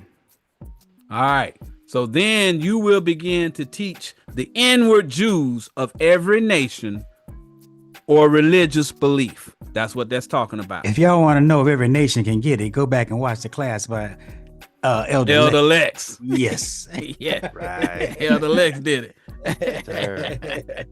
That's right. And what you say, Elder Titus? That's 100 souls for the Lord. That's right. That's right. All right. This last parable is about the two sons. We're gonna try and get it in here. All right. Elder Titus. Elder Titus. You have to decide which son you will be. Go to Matthew 21 and 28. We will talk it through for time's sake. Oh man, that sounds like a slogan master. Right on. Right on. Did your power come back on, sir? Hey man, we've been doing okay here, man. You went and started saying something that might cause somebody to get upset with me. Oh man. It's amazing how those things work. Yes. Crazy. Funny, isn't it? Yes. Matthew 21 and 28. Mm-hmm. But what think ye? Mm-hmm. A certain man had 2 sons, Uh-huh. and he came to the first and said, Son, go work today in my vineyard. Okay, so a certain man, that's the Most High. Now you got 2 sons up in there. Who you think them 2 sons is? They're husbandmen, ain't they? Well, actually talking about, you got them 2 sons in you. One of them the old man, New man. and one of them the new man. You got to choose which one Yes. you're talking about. Because see, this one you examine yourself. Yes. Certain man, I'm gonna put this spiritual man on top. The still think like a beast. Yeah. We always got two men. Oh, Yes. yeah. Certain man, the Most High, and the vineyard is going out to teach his doctrine. All right. Fine, y'all. Now you got to figure out which one of the men is in you. Next verse. Elder Johanna said it right. The husband man. I mean, the husband man. That's what we are, husband man. Yeah. We getting you to really get you as a husband to marry the true husband. That right now. That's him right now. Yeah. We just possessed with his doctrine. That's all. Yeah. Verse 29. And he answered and said, I will not. But afterward he repented and went. Many of you said, no, I don't want to teach. I'm scared to talk to people. My breath stinks. My baby mama might see me or whatever. However, I'm ashamed to rightly divide the word of truth. However, you overcame your objection and started teaching anyway. That's what that's saying. All right. Yeah, my breath stank. Next verse. My breath Do you stank. like that? My breath. Million excuses. Right. I got cricket teeth. I'm telling you. Join the club. I don't understand how that. Y'all crazy. Friday night, my bowling night. Read that out. But it's coming, y'all. We telling you, it's coming. It's coming. It's coming. Verse 30. And he came to the second and said likewise. And he answered and said, I go, sir, and went not. Okay. Many of you said you were committed to teach his doctrine and were excited to learn the new doctrine. However, when the time to teach came around, you turned your back on the Most High and didn't teach his people. Y'all see what's going on? Next verse.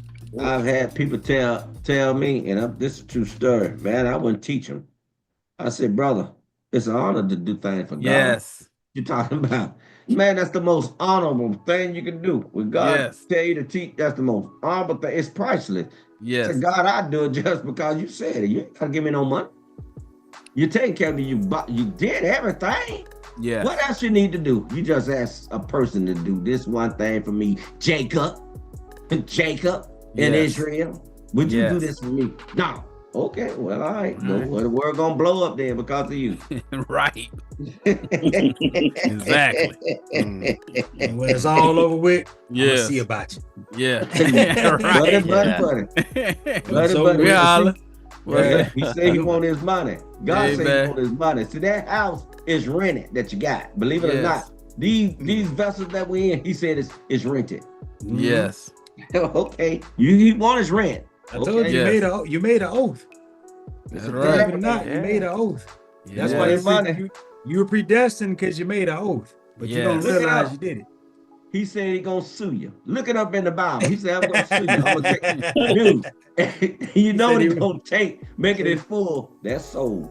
He Yes. say you gonna come up with suits. But look it up. Sue you. He gonna sue you for his money, for his house, for his women that you took, his congregation he took. I'm telling you. Look it up. He said, I'm gonna sue you. Say he You won his gonna come up with recompense. lawsuits. Right? Yep. He won his recompense. Read on. 31. Mm-hmm. Whether of them twain did the will of his father? Mm-hmm. They say unto him, the first. Jesus say unto them, verily I say unto you, that the publicans and the harlots go into the kingdom of God before you. Which one do you think received the kingdom? Listen very close, because some people say gay people can't get salvation, Hey, I'm or trying to tell you. people who have prejudice against black, white, Arab, Indian, or whatever. All right. Understand that the Pharisees are the people that judge everyone as being beneath them because they follow their belief. He says you won't receive consideration. All right.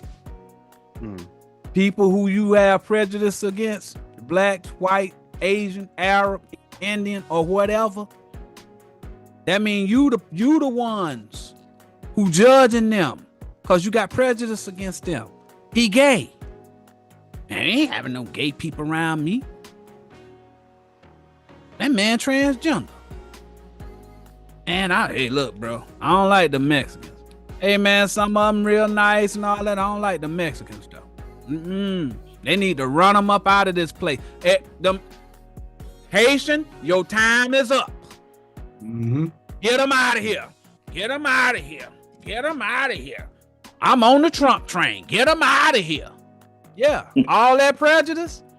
He said, even if that person go back to Haiti, but they got his doctrine that they don't hate nobody, they gonna receive the kingdom. All right? They gonna, all them people you hate, they gonna receive the kingdom if they don't hate you. But you, since you hate them, you ain't gonna receive the kingdom. That's what he just said. Yeah. They go into the kingdom of God before you. Believe what you want. We just reading it. Read this last verse. Read it again. That verily I say unto you. Read that again. 'Cause maybe they don't understand it. Yeah, go ahead, read it. Verily I say unto you, that the publicans and the harlots go into the kingdom of God before you. See that? It's clear, bro. Y'all can believe what you want. Like Elder Samuel said, I'm going on the mercy train. Brother, you live your life, let me live my life. I'm gonna work out my own salvation, you work out your own salvation. All that condemning somebody and all that, hey, bro, that ain't on my plate, bro. I'm trying to do me. That's right. Period. Y'all see that? Next verse. Last verse. This gonna be it, y'all. 32. Mm-hmm. For John came unto you in the way of righteousness. John was carnal, right? Read.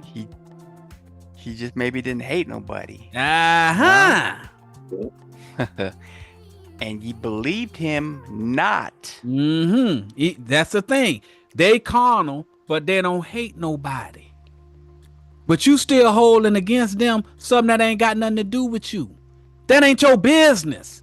Yes, sir. Who somebody laying with, you know, or whatever they you smoke cigarette. That man smoke weed. He smoke weed like a chimney. So what? That ain't got nothing to do with you. That ain't your business. Man, listen. That man and that woman in the same house. I ain't heard nothing about no wedding. Right. Okay. You all in everybody's business. You in everybody's business. Yeah. Right? You hate what everybody else doing. And the Most High say, I'm gonna judge you the same way. That's a sin. That's a sin. That's adultery. He's sitting up in there saying, sin is believing in the carnal Bible. You don't know what it means. Don't know what it But means. you judging it because you following your Lord, which is Pastor Woodrow. Pastor Woodrow say they going to hell. Somebody need to go over there and tell them y'all need to be married. Y'all up in here shacking up. Yeah. Well, But they don't hate nobody. Yeah, but you got to marry Christ. So that's a man marrying a man. I mean, Right. it must mean Exactly. something else. What's up with that? What's up with that, brother? It means something else. Right. You ain't supposed to be defiled with women. You can't get in the kingdom. Good luck. So Good luck. you ain't a virgin, you done, homie. Good luck, bro. Yeah. That's right. I know I'm dead. If I followed your doctrine, Right. man, go somewhere. Read that, elder. What John came unto you in the way of righteousness, and ye believed him not. Right. He told you to love your neighbor. That's all he knew how to do. He baptized you with that water. Who was that put that baptized scripture up there? Elder Lex. Elder Lex. Yep. Friday, yeah. Yes. Yeah, that baptized scripture. Hebrews 6 and 1. 6 and Man, 1, go there 6 right and quick, 2. just so y'all show, 6 and 2, so yeah. I can show y'all what old Lex brought out there on his plan. I was like, oh, look at this. And John made he was just over high night. He was still carnal, but he had better sense than them people that was in the night still. Love you, brother. Just teach peace, brother. I don't have all the doctrine, but I plead the fifth Jesus, and I don't hate nobody. How about that? Jesus said you greater than all the prophets, and you least in the kingdom. You least in the understanding, the translation, than everybody else. If you get one, you get the whole thought. Go to verse 1 first, so y'all can see what John was doing. Previous verse. Yeah.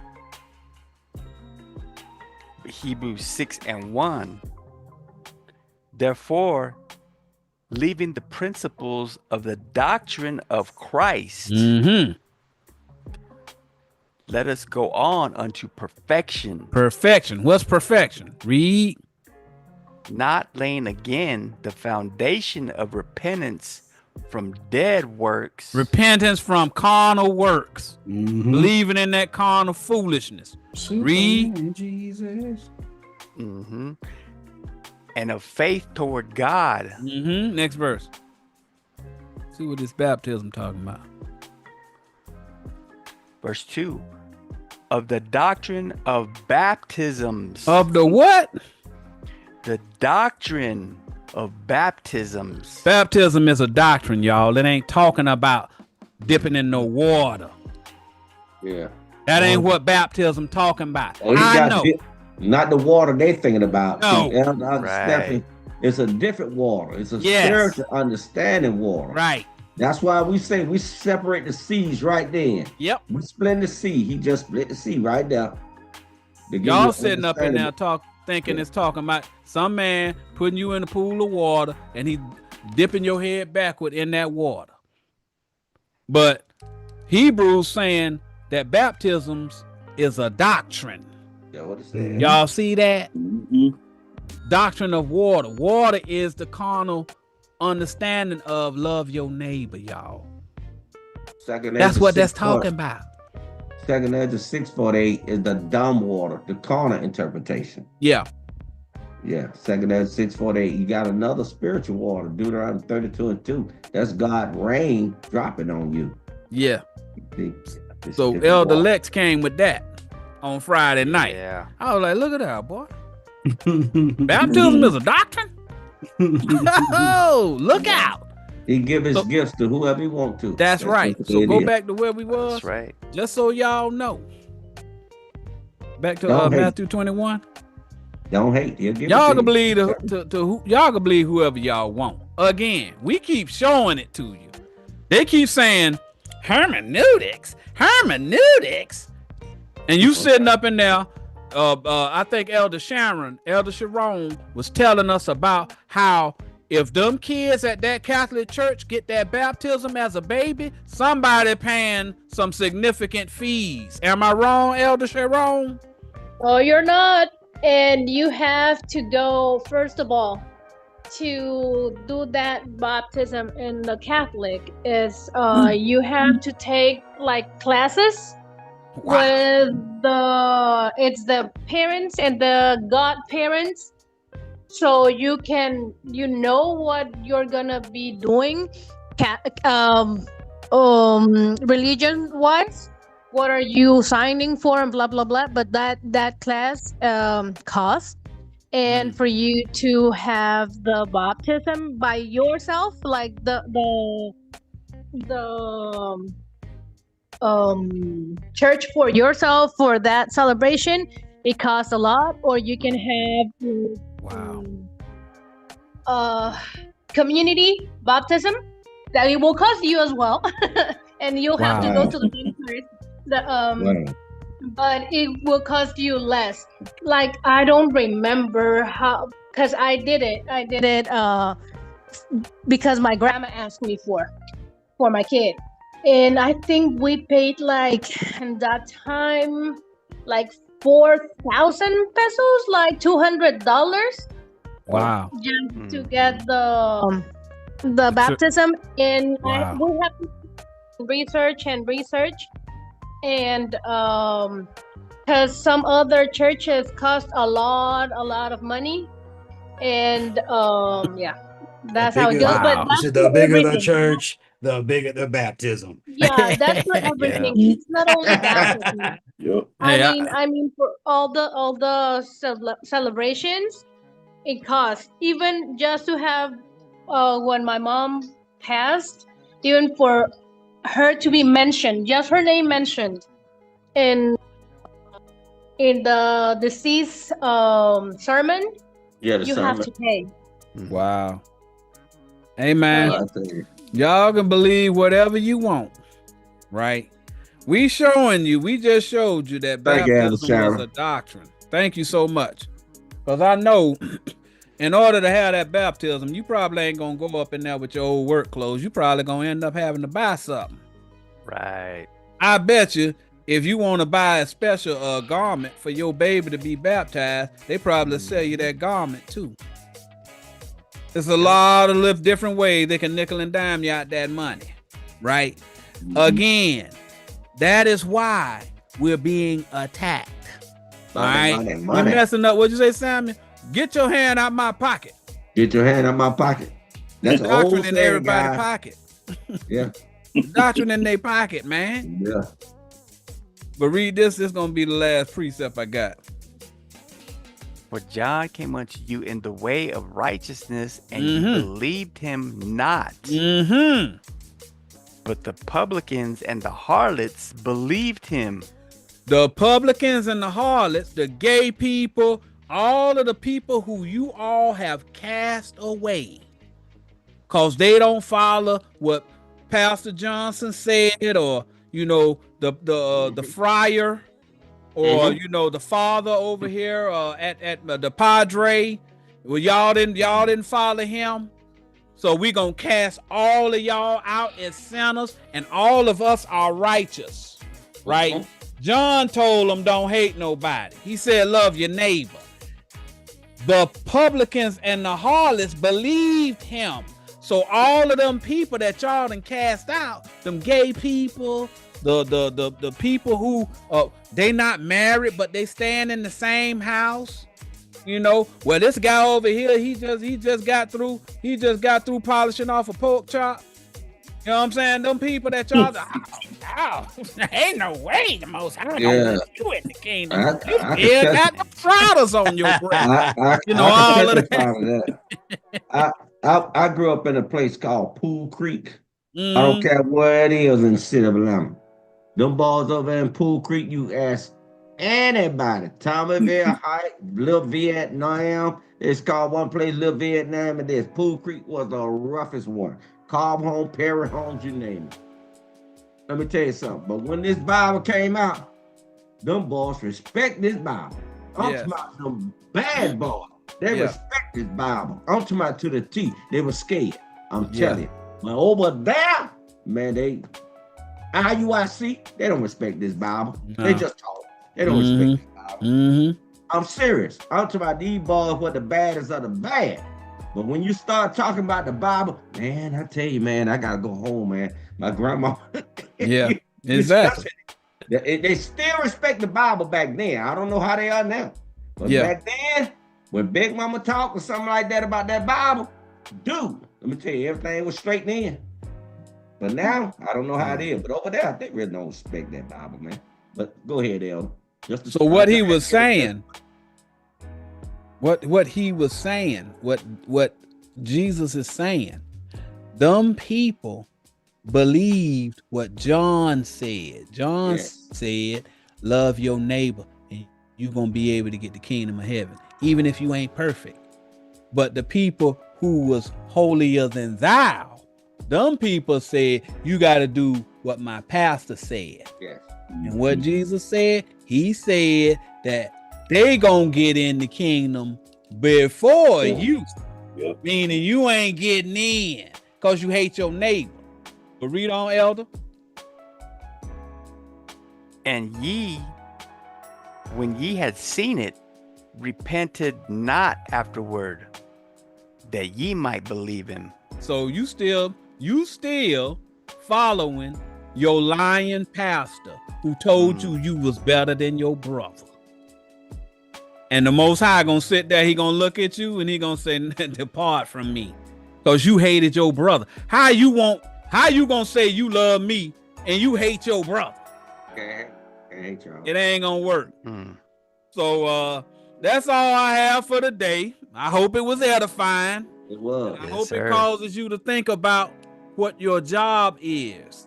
There are a couple of elements to this slothful nature. The most important aspect is being lazy, too lazy to use the doctrine of Christ to translate the biblical from the carnal to the spiritual. The other aspect is your requirement to educate the people by teaching them, not necessarily on camera, but at the very least at the water cooler or wherever you find convenient. All right. So that's it I got for today. You know, hopefully y'all enjoyed it, man. Good class, brother. Good class, brother. A whole lot to it, man. We went into that favorite right here. Something. You know. Yes. And y'all watch it again. If I'm telling it, because he's using definition. Elders know, but the people have not studied the definitions. Watch it again. Watch it again. And it's slowly, you need to pick up those breadcrumbs that he was dropping. Because see, some definitions, Elder Uncle Stephen, Elder Mission, they'll read it.